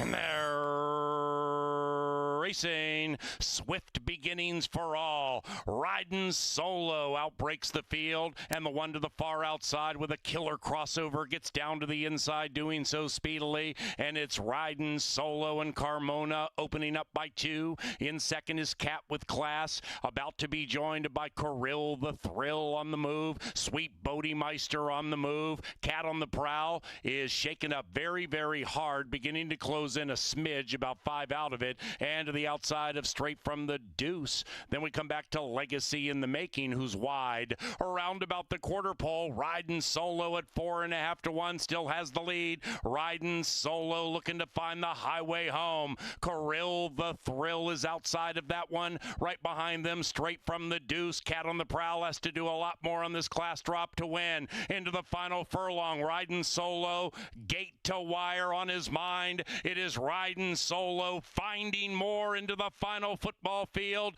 and Riding Solo has stolen it. 8-5-2 in race 4.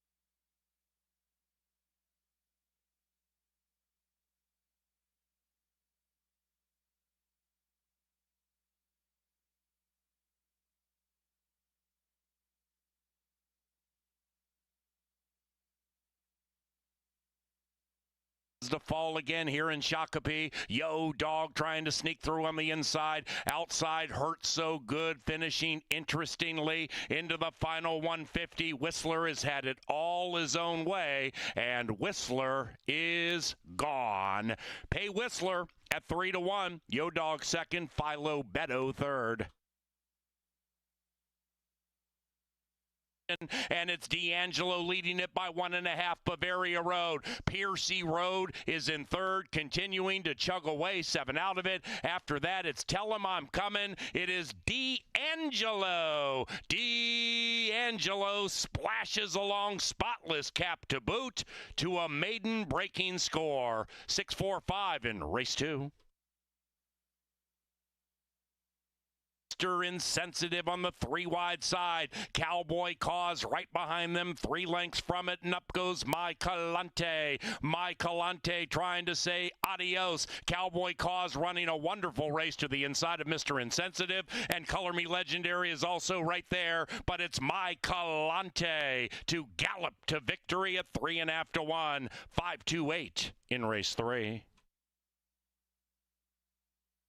Right behind them, straight from the deuce. Cat on the Prowl has to do a lot more on this class drop to win. Into the final furlong, riding solo, gate to wire on his mind. It is riding solo, finding more into the final football field, and riding solo has stolen it. 8-5-2 in race 4.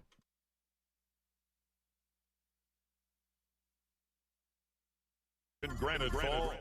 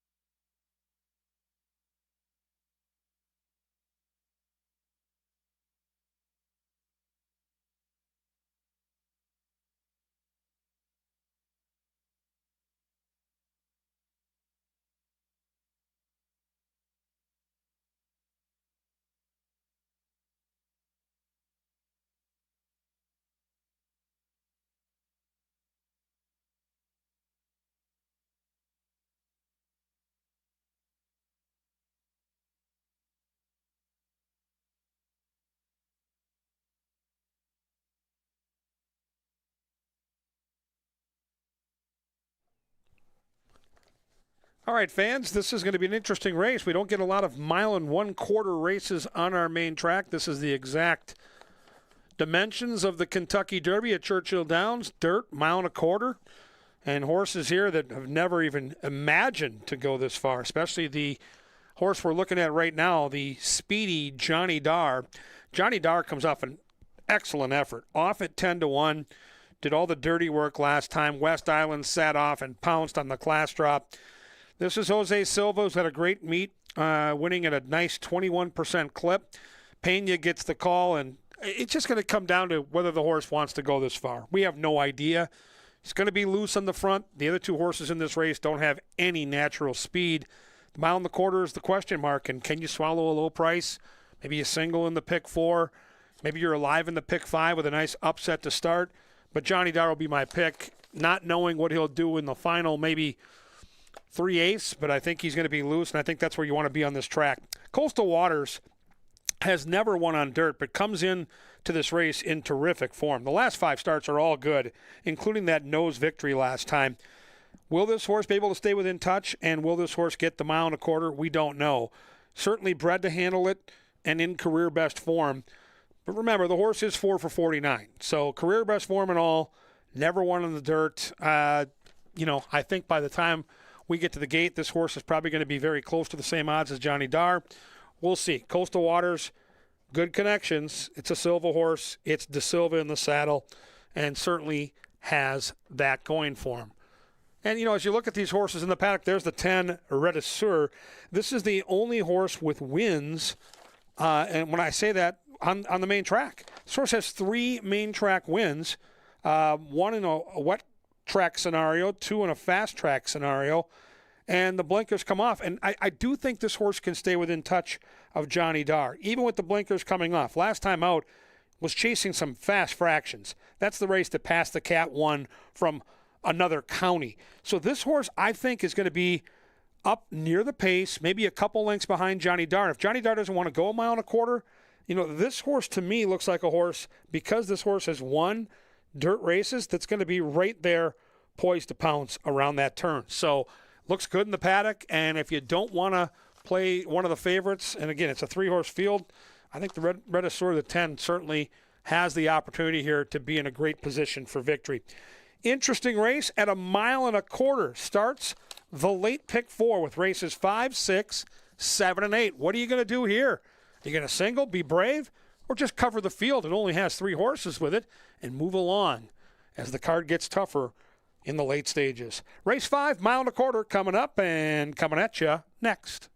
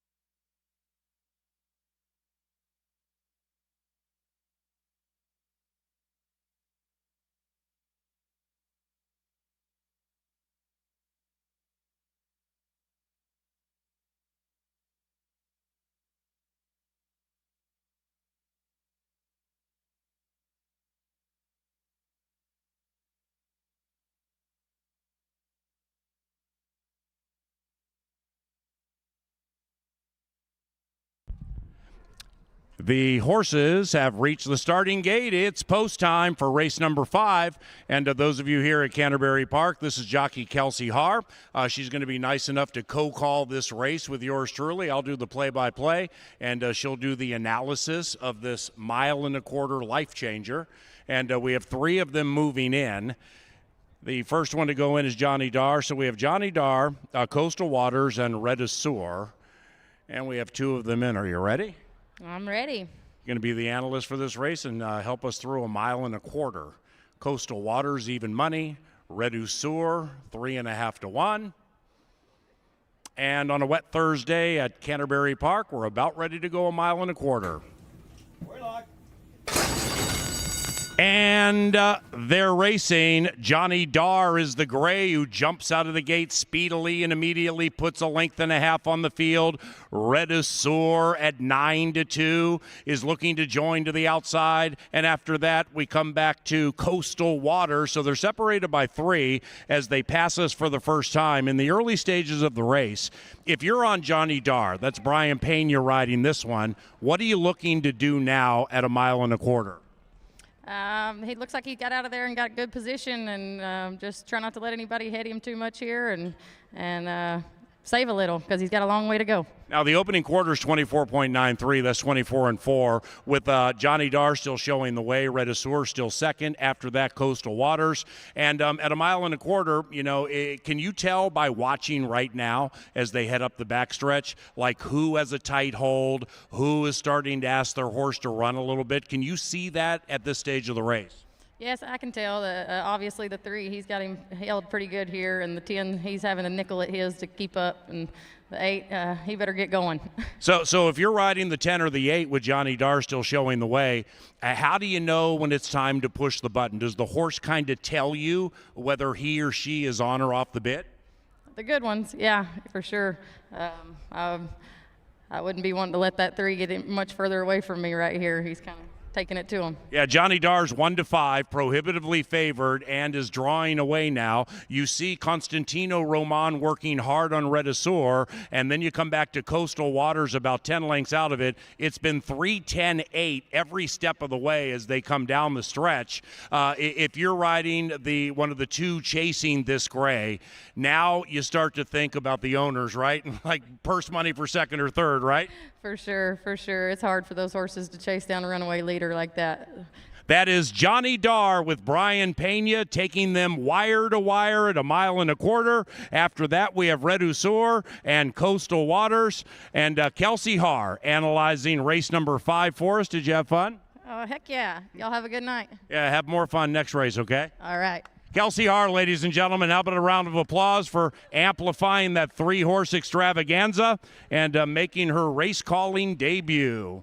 Johnny Dar, unofficially your winner.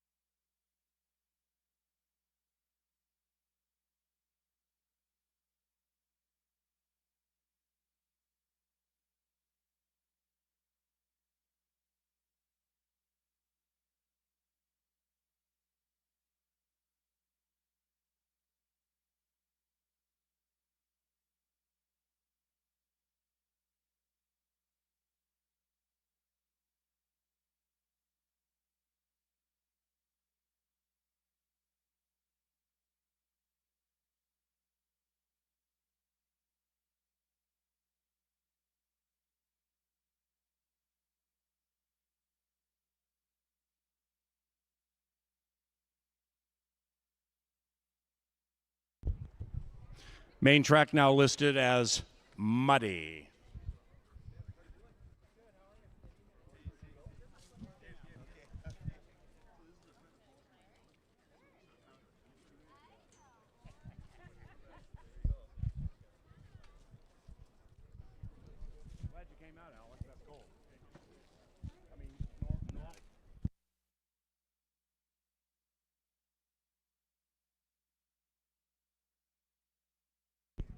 Now entering the winner's enclosure, here comes Johnny Darr and Brian Pena.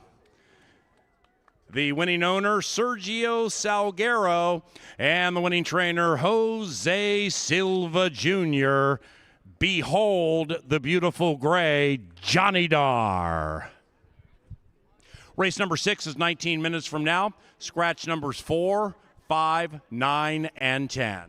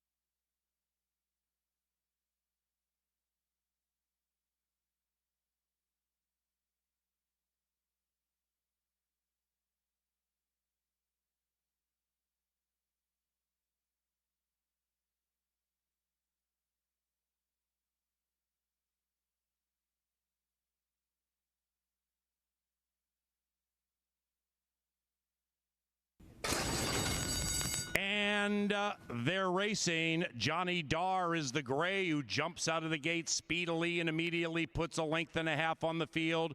Reduceur at 9-2 is looking to join to the outside. And after that, we come back to Coastal Water. So they're separated by 3 as they pass us for the first time in the early stages of the race. If you're on Johnny Darr, that's Brian Pena riding this one, what are you looking to do now at 1.25 miles? He looks like he got out of there and got good position, and just try not to let anybody hit him too much here, and save a little because he's got a long way to go. Now the opening quarter is 24.93. That's 24-4. With Johnny Darr still showing the way, Redueur still second. After that, Coastal Waters, and at 1.25 miles, you know, can you tell by watching right now as they head up the backstretch, like who has a tight hold, who is starting to ask their horse to run a little bit? Can you see that at this stage of the race? Yes, I can tell that obviously the 3, he's got him held pretty good here, and the 10, he's having a nickel at his to keep up, and the 8, he better get going.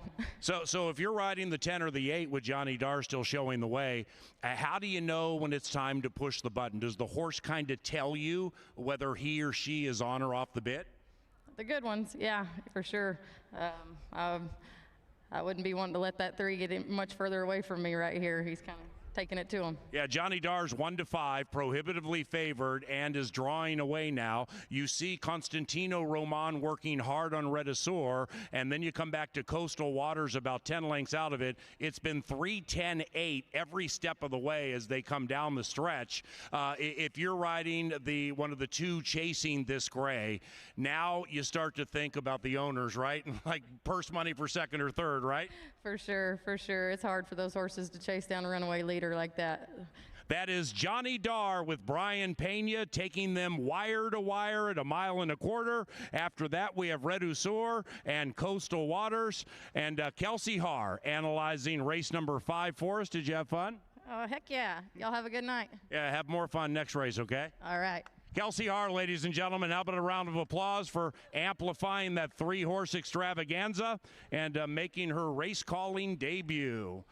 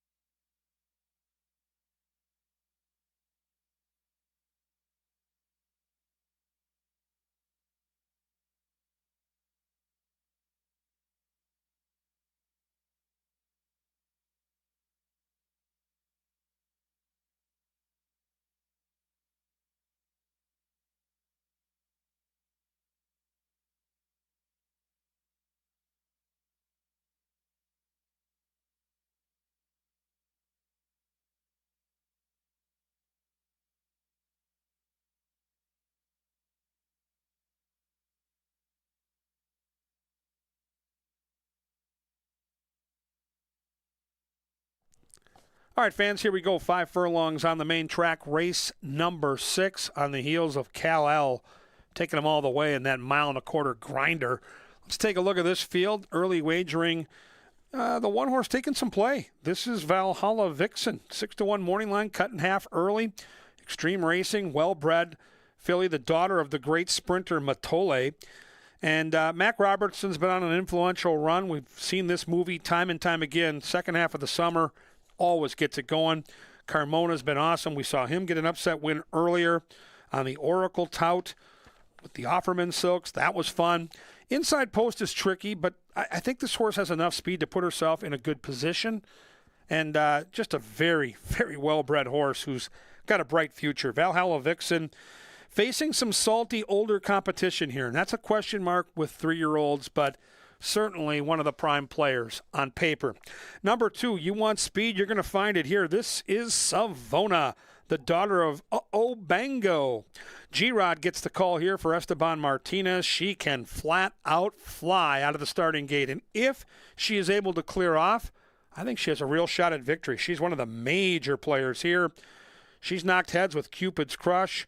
The favorite here, Always Smiling, also in those running lines. Savona going to try to take them all the way on the front. If she gets out of the gate, look out. Number 3 is Oh Babe, Minnesota bred here, who likely sits off the pace. Not too far back, but probably going to be sitting off what could be a fast pace in this 5 furlong race. I think the distance hits her square between the eyes. This should be a perfect distance for Oh Babe. She's got some natural foot around the turn. And I think Quinones for sure here is certainly something that should give you a chance to peak at a price. Number 6 is Honorable Mischief, another Minnesota bred. She's got speed. Does she have Savona speed? I'm not sure about that, but she likes to get out of the gate in good order. This is another 3-year-old taking on her elders, and you get a good look at some of these horses in the paddock. It's a steamy night. We had that rain earlier, so you're going to see some horses with some sweat, including the horse you're looking at right now, Savona. But back to the 6, Honorable Mischief. She'll be able to push that horse along. She ran against a tough one, an Extreme Diva, back in July, and she's been rested since July 13th. So we're talking a pretty significant layoff of 6 weeks. She's fresh, she's quick, and she's got the hot jock. My pick in the race is the 7, Always Smiling. Fuentes gets the call for Matty Williams. Love the trainer. Jockey's been brilliant all season. He's allowed Gallardo back in the race, so now he's got to giddy up again, and this is one of those mounts where if he gets this horse out of the gate, sits outside, ready to pounce, I think he'll be in a great position for victory. She's in good form. She seems to fire, and I think that outside tracking spot should be a good one for Always Smiling. Here comes the Canterbury Chapel horse. This is the 8, Mia Baby. Patrick Fields is the conditioner. Kelsey Haar is the pilot. And like the 7, I like the post position for her running style.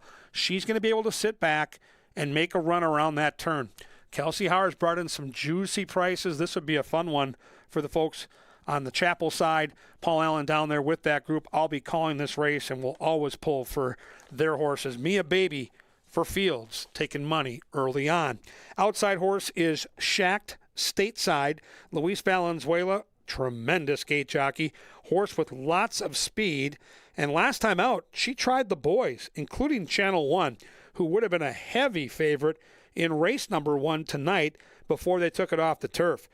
This horse can fly a little bit. She's going to be out there. And the way this track is playing, she might keep going. So keep that in mind when you're building some of those exotic wagers. Shacked Stateside to the outside. Fun race here, 5 furlongs on the main track. For the final time this evening, you can play a pick 3 with races 6, 7, and 8. There are no scratches or changes in those last 2. Have fun with race 6 here. Who do you like? Kind of spread out on the board outside of the 7. Should be a humdinger. Right now, they leave the paddock. Soon they get to the track where they meet the best bugler in the business, Sir Leonard Dykert, and the call to the post.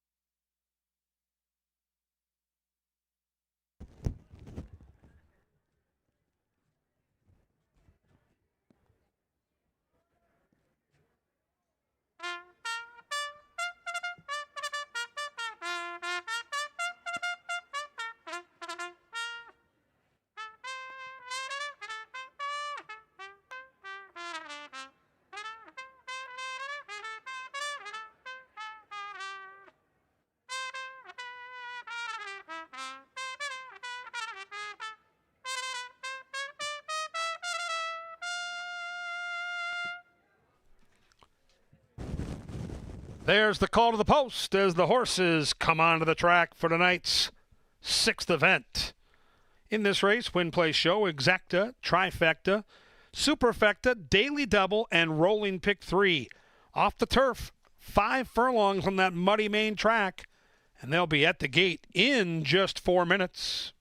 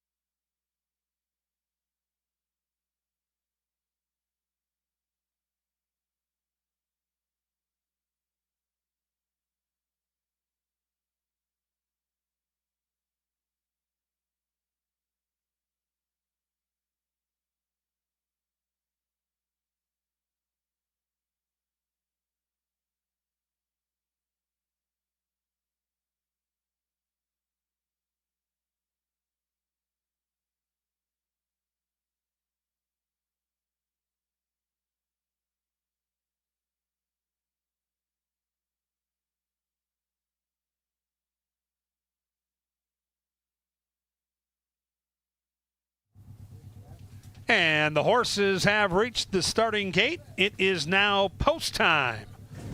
With a beautiful rainbow in the background here in Shakopee. Always Smiling, bet down to 6-5 favoritism. Nice battle between the 2 Savona and the 3 O'Babe for second choice. Savona currently 4-1, O'Babe 9-2.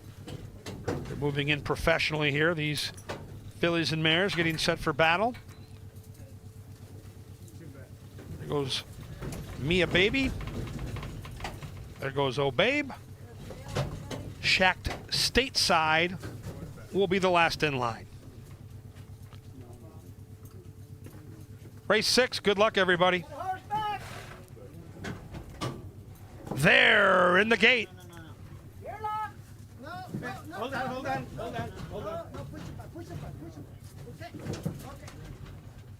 No. Hold on. All right, we're good. And they're off. O'Babe, quick to the front, joined by Savona.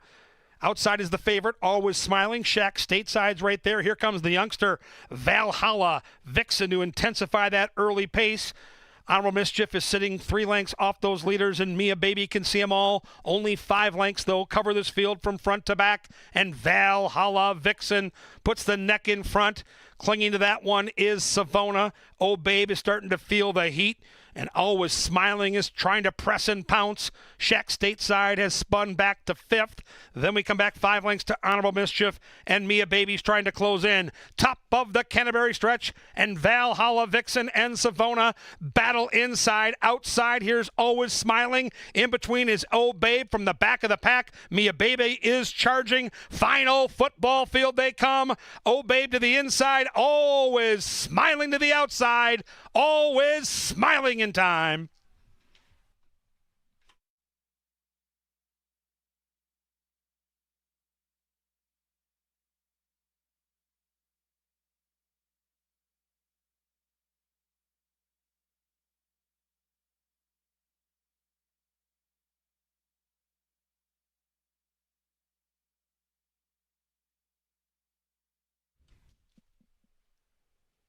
.59. That finishing time in this 5 furlong event. 7 and 3 are posted up on the board, first and second. We have a photo for the rest of the exotics, so hold those tickets.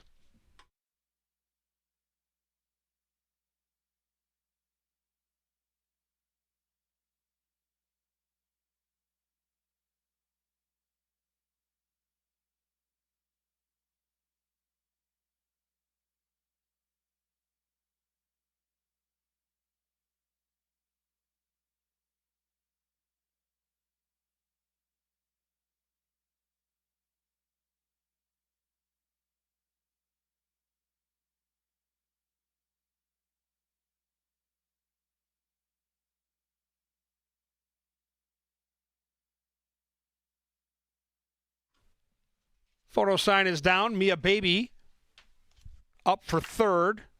Savona fades to 4th. 7-3, 8-2. Soon to be official. Luis Fuentes has been our top jockey throughout most of the season.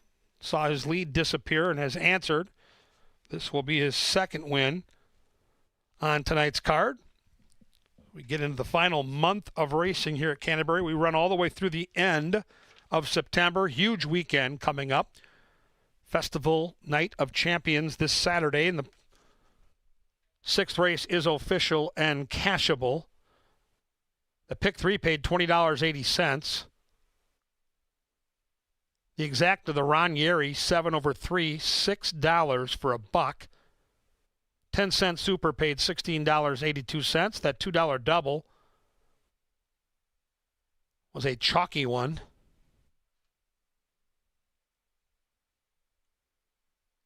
The Willie Teal 3 and 7 double paid $4 for 2.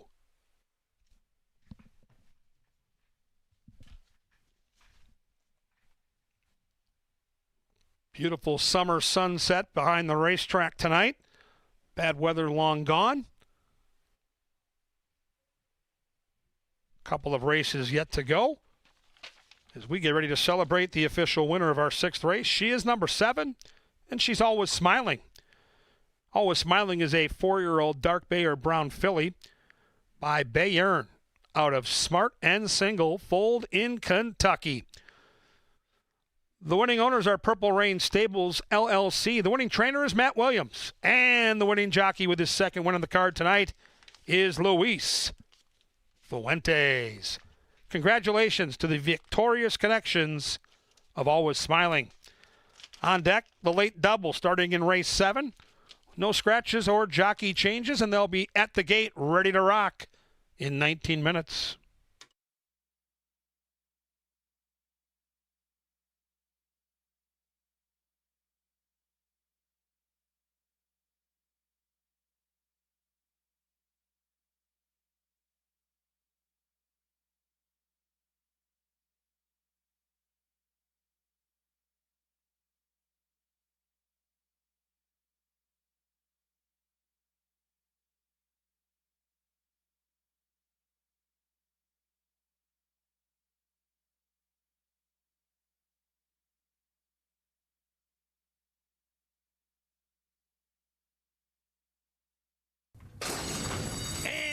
And they're off. Oh, Babe, quick to the front, joined by Savona. Outside is the favorite, Always Smiling. Shack stateside's right there. Here comes the youngster, Valhalla Vixen, to intensify that early pace. Honorable Mischief is sitting 3 lengths off those leaders, and Mia Baby can see them all. Only 5 lengths, though, cover this field from front to back. And Valhalla Vixen puts the neck in front. Clinging to that one is Savona. Oh, Babe is starting to feel the heat. And Always Smiling is trying to press and pounce. Shack Stateside has spun back to 5th. Then we come back 5 lengths to Honorable Mischief. And Mia Baby's trying to close in. Top of the Canterbury stretch. And Valhalla Vixen and Savona battle inside. Outside, here's Always Smiling. In between is Oh Babe from the back of the pack. Mia Baby is charging. Final football field they come. Oh Babe to the inside. Always Smiling to the outside. Always Smiling in time.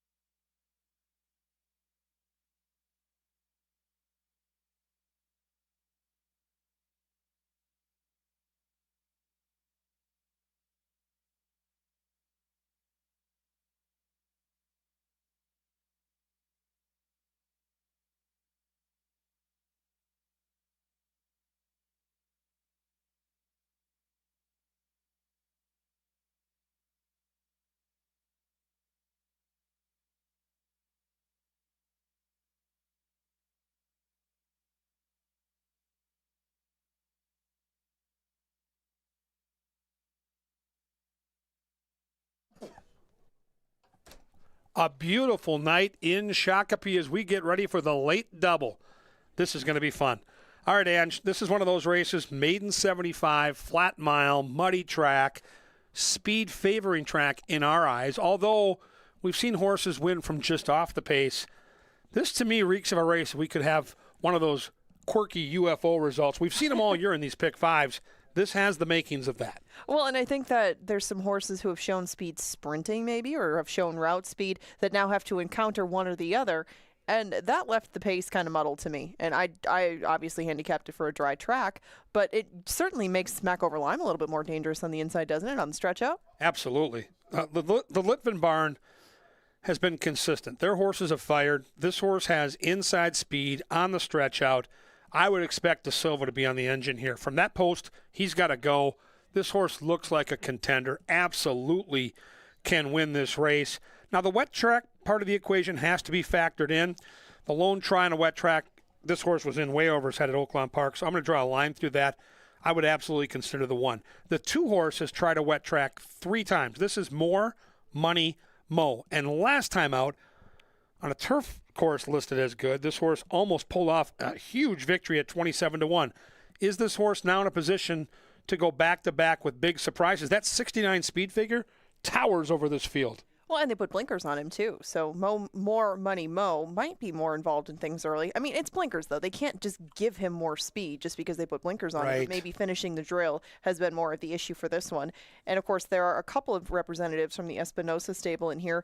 That one and the outside runner, Lucky Supernova. But one who's only going to make his 3rd start of the year, the lightly raced member of the cast, is Booster. I use Booster in second because he reminds me of a horse that you are quite fond of. I love that horse. Yes, Pass the Cat is his name, and this one kind of has been coming from the same spot in his races, but he has some upside, and he's teamed with Valenzuela, regular pilot for that horse, and they gave me the same sort of vibes. Even if this horse, yes, is a claimer, he still tries hard, and if things do get hot and heavy up front, if everybody thinks they need the lead, Booster maybe could pull an upset. I don't disagree. There's enough speed in this race to keep that horse, I think, in a good position to make up ground. Got bumped out of the starting gate last time, had some issues within the race. Anytime Vic Hansen wins a race, I'm happy because he's one of the nicest human beings on the planet. I'm on the 4. I'm on Ukraine strong. Easy for me to say. The Ukraine horse here with the thumbs up gang, to me, is sitting on a big try. Last time out was an utter disaster, but that was on the turf. If you go back to those last races on the main track, specifically when the 4-horse Proof of Purchase won and got DQ'd, this horse did all the dirty work. I think he'll be out there maybe chasing Smack Over Lime in a position where I think Barajas can press and pounce around the turn. Can Ukraine Strong get me the money? I've taken him this season, and I've been a believer in Ukraine Strong, but I really thought if he was going to win this kind of race, he would have won it 2 back. I mean, that was my only question with him. But the way that the track is going, now that he does have that that conditioning, because he didn't work out a whole bunch before the season either. It looks like he's maybe not much of a workhorse, or he works too fast or something. So the races are seeming to put some fitness into him, and I definitely agree that he's a factor on the front end. Now, Proof of Purchase were both against in here, and I just thought that maybe things set up a little too well for him, and he couldn't duplicate that setup. But why were you playing against Proof of Purchase, even though he technically won last time around? He's beat most of this field. But the way the track is playing, and when horses in low-level claiming, whether it's maiden or straight claimers, win and get DQ'd, I try to beat them the next time out. Number 1, they cheated. Number 2, they rarely fire big efforts in back-to-back fashion. It would be no surprise if this horse won. He's toppled this group before, but I got to see it twice in a row. You and Paul Allen both land on Blues Traffic on the big class drop. That's got to be the angle. Well, yeah, it is. Burnell's dropped 2 this year. He's dropped Drop Cold, who won, and Incredible Victor, who ran second the first time that he dropped him out of maiden special weights in for a tag. Now, Blues Traffic, he waited even longer, which would indicate to me that he saw more in him than the other 2. But he actually got his head in front when he was on the main track a couple back. I thought the move back to dirt won't hurt him at all, and maybe Blues Traffic from the outside can pull it off in his first try for a tag. That was a typo. I'm not on the 7. The Chicklets are wrong, and that's my mistake, not our friends down in the TV department. I sent the wrong numbers in. I do think the 7 is sneaky, though. If you go back to the earlier races this summer, competitive enough. Wet track probably, I don't know. Doesn't really hurt the horse's chances. But no, my top pick in the race is the 4, Ukraine Strong. Having a hell of a time saying that You're name. not calling this one. But yeah, I'm glad Paul's back for this. Any chance for the 7 to upset the apple cart? I just thought that I had a better feeling about More Money Mo. He's been putting Constantino Roman on more of his horses, the horses who have been running better. And frankly, Lucky Supernova, after a couple of good starts earlier this year, has tailed off a little bit. So he would need a big turnaround. Could do it against this group. Will be the right price, but I need to see it to believe it. Race 7, late daily double, 1 mile on a muddy track coming at you real quick.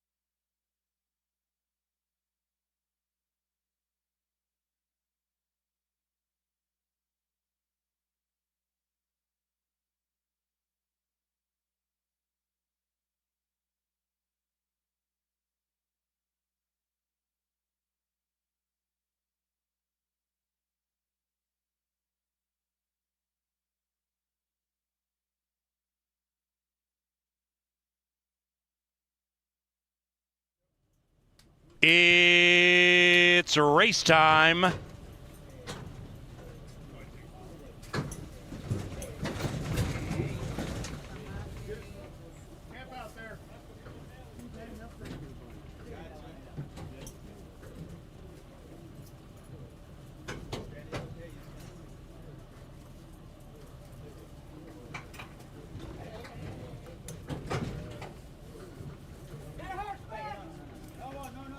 One out. Lucky Supernova. And they're racing, and they've broken a line. Lucky Supernova is the gray to the outside, looking to dash down and grab the early lead. Meanwhile, Smack Over Lime and Fausto da Silva grab the lead and open up by 2. It is Smack Over Lime now joined by a headstrong Ukraine Strong, and that 4 rallies right to the lead, and the pace intensifies. More Money Mo watches the pace battle from 2.5 out of it. Then we come to Lucky Supernova. The gray outbroke the field, but now is doing the moonwalk 7 lengths from it.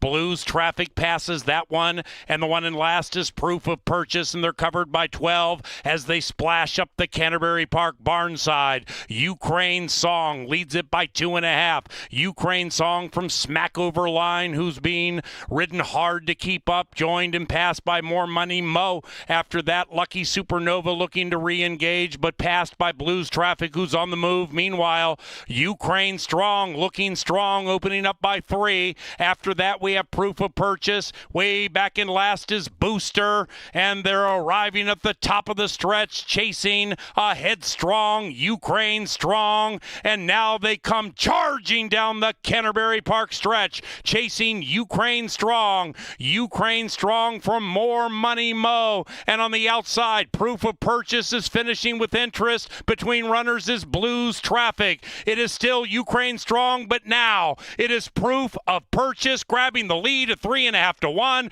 Blues Traffic, check that. Ukraine Strong trying to fight off that one with Blues Traffic, but it's Proof of Purchase prevailing at the wire.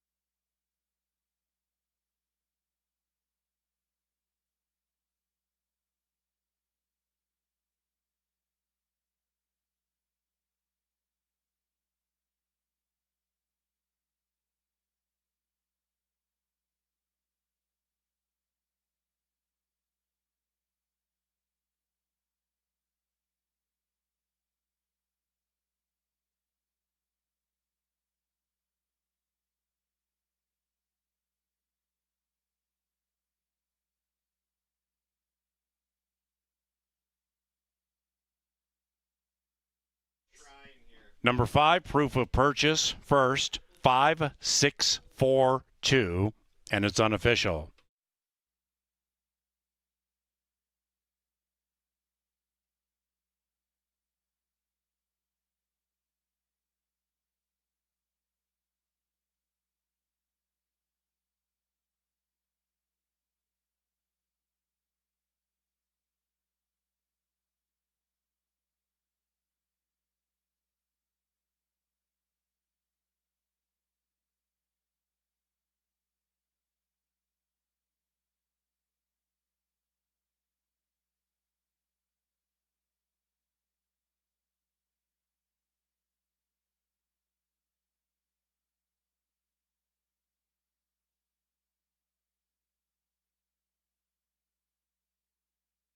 In the winner's enclosure, Proof of Purchase and jockey Eduardo Gallardo. Proof of Purchase is owned by Nella Stable Racing, and the winning trainer, Stacy Rushton. Race 7 is official. The 8th race is our lucky last, main track muddy, no scratches.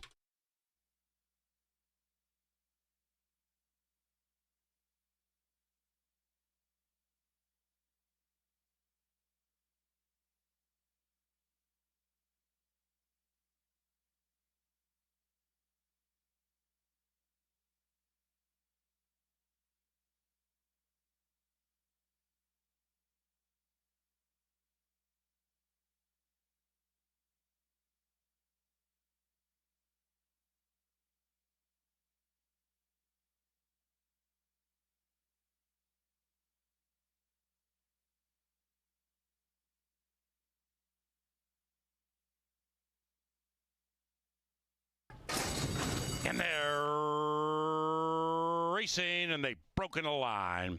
Lucky Supernova is the gray to the outside, looking to dash down and grab the early lead. Meanwhile, Smack Over Lime and Fausto da Silva grab the lead and open up by 2. It is Smack Over Lime now joined by a headstrong Ukraine Strong, and that 4 rallies right to the lead, and the pace intensifies. More Money Mo watches the pace battle from 2.5 out of it. Then we come to Lucky Supernova. The gray outbroke the field, but now is doing the moonwalk 7 lengths from it. Blues Traffic passes that one, and the one in last is Proof of Purchase, and they're covered by 12 as they splash up the Canterbury Park barn side. Ukraine Song leads it by 2.5. Ukraine Song from Smack Over Line, who's being ridden hard to keep up, joined and passed by More Money Mo. After that, Lucky Supernova looking to re-engage, but passed by Blues Traffic, who's on the move. Meanwhile, Ukraine Strong looking strong, opening up by 3.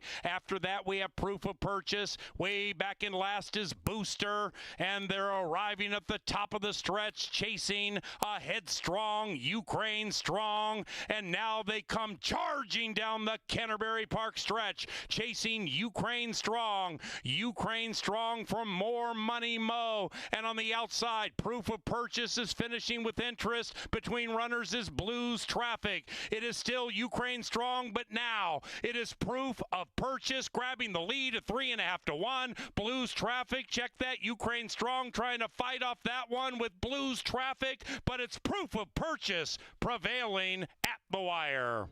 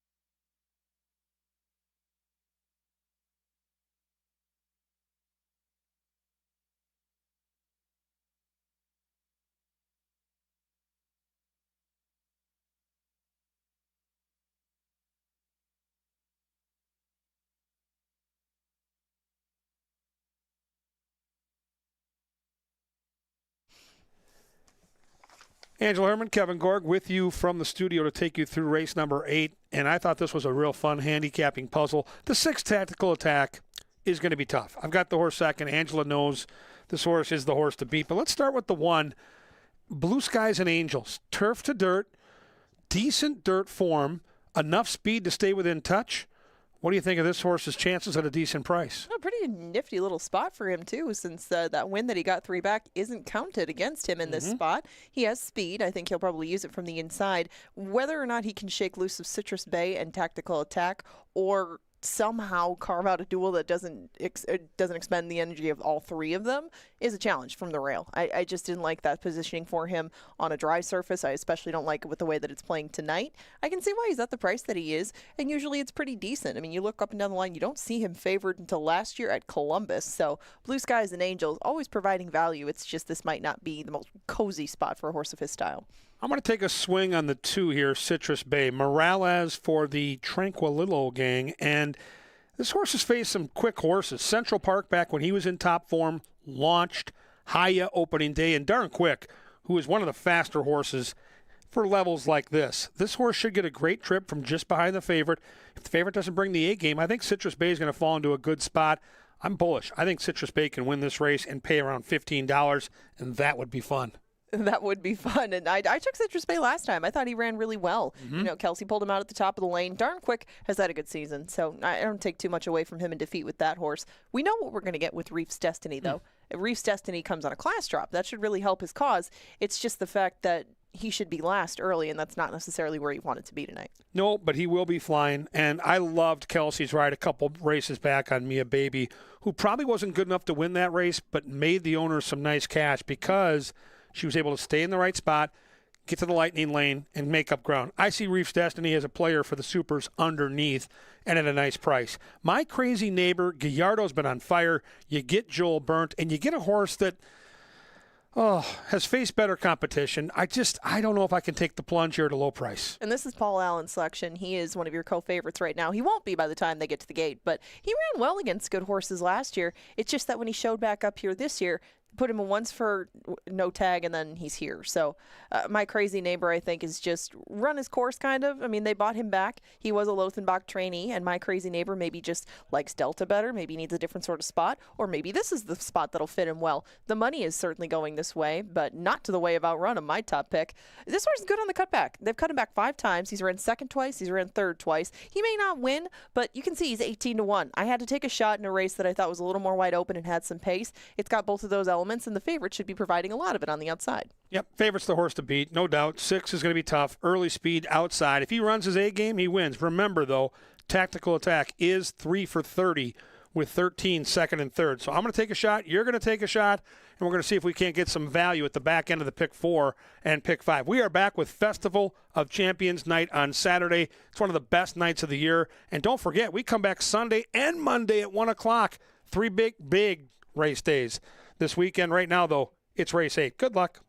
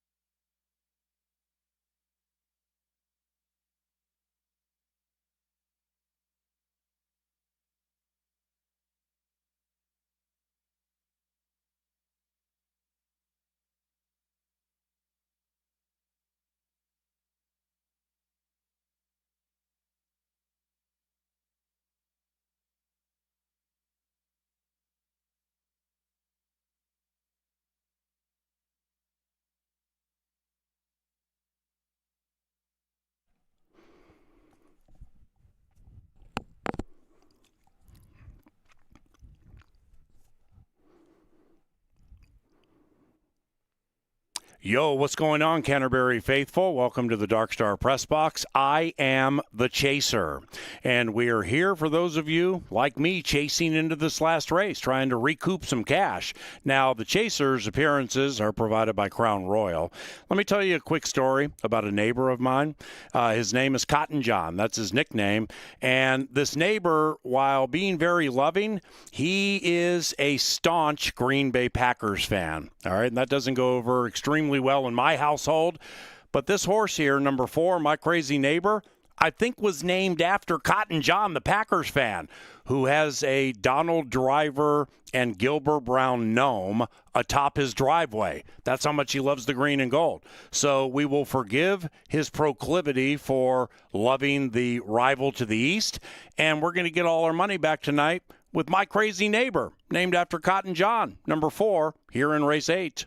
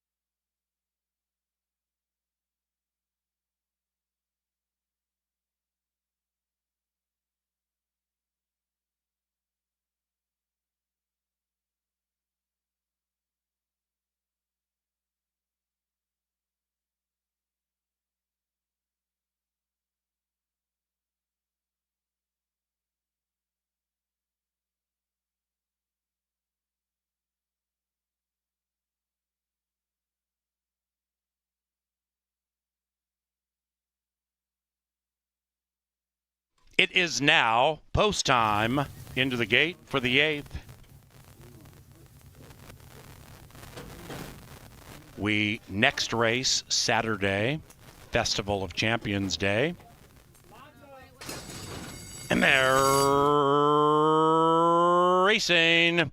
And in the lucky last, Tactical Attack shows terrific early speed. And so does Citrus Bay to the inside. My Crazy Neighbor 3 lengths out of it. And Tactical Attack at 8-5 attacks the field with the lead and opens up by 3. Blue Skies and Angels is advancing 6 out of it to the inside of Outrun 'em. And the one in last is Reef's Destiny, last in 10 lengths, rearmost. Off the far turn they travel. Tactical Attack, Citrus Bay makes a sharp move at 4-1. Citrus Bay takes the lead approaching the top of the stretch. After that, Outrun 'em. My Crazy Neighbor needs to give a lot more. After that, Blue Skies and Angels and Reef's Destiny, the veteran, still double digits out of it. Citrus Bay. Citrus Bay, Outrun 'em, game to the outside. Then it's My Crazy Neighbor rolling up into third. Blue Skies and Angels to the inside. Reef's Destiny running on from behind. But nobody's beating Outrun 'em, who outran 'em.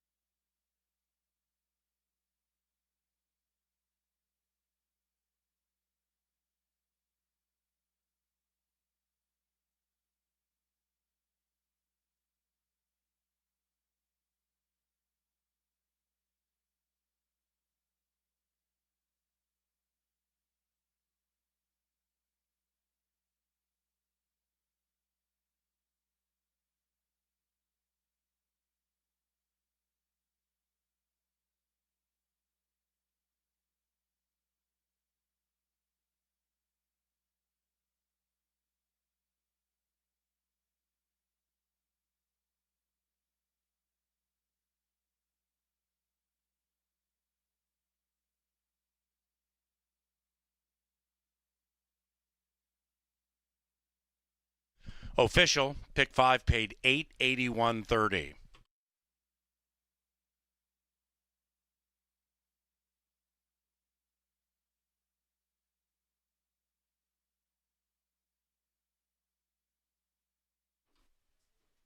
Up to the winner's circle, Outrun 'em and Alonzo Quinones. The winning owner, Gayatri Rampadarit, and the winning trainer, Edgar Espinoza.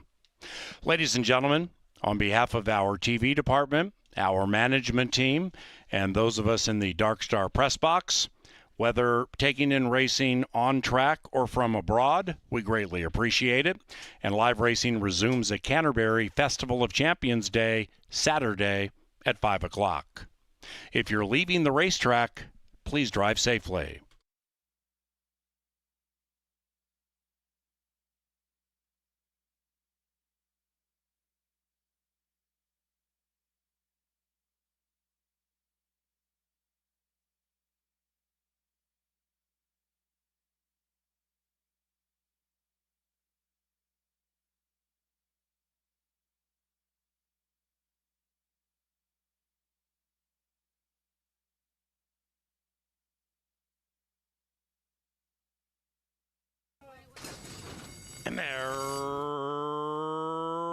racing. And in the lucky last, Tactical Attack shows terrific early speed, and so does Citrus Bay to the inside. My Crazy Neighbor 3 lengths out of it, and Tactical Attack at 8-5 attacks the field with the lead and opens up by 3. Blue Skies and Angels is advancing 6 out of it to the inside of Outrun 'em, and the one in last is Reef's Destiny, last and 10 lengths rearmost. Off the far turn they travel. Tactical Attack, Citrus Bay makes a sharp move at 4-1. Citrus Bay takes the lead approaching the top of the stretch. After that, Outrun 'em. My Crazy Neighbor needs to give a lot more. After that, Blue Skies and Angels and Reef's Destiny, the veteran, still double digits out of it. Citrus Bay. Citrus Bay, Outrun 'em, game to the outside. Then it's My Crazy Neighbor rolling up into third. Blue Skies and Angels to the inside. Reef's Destiny running on from behind. But nobody's beating Outrun 'em, who outran 'em.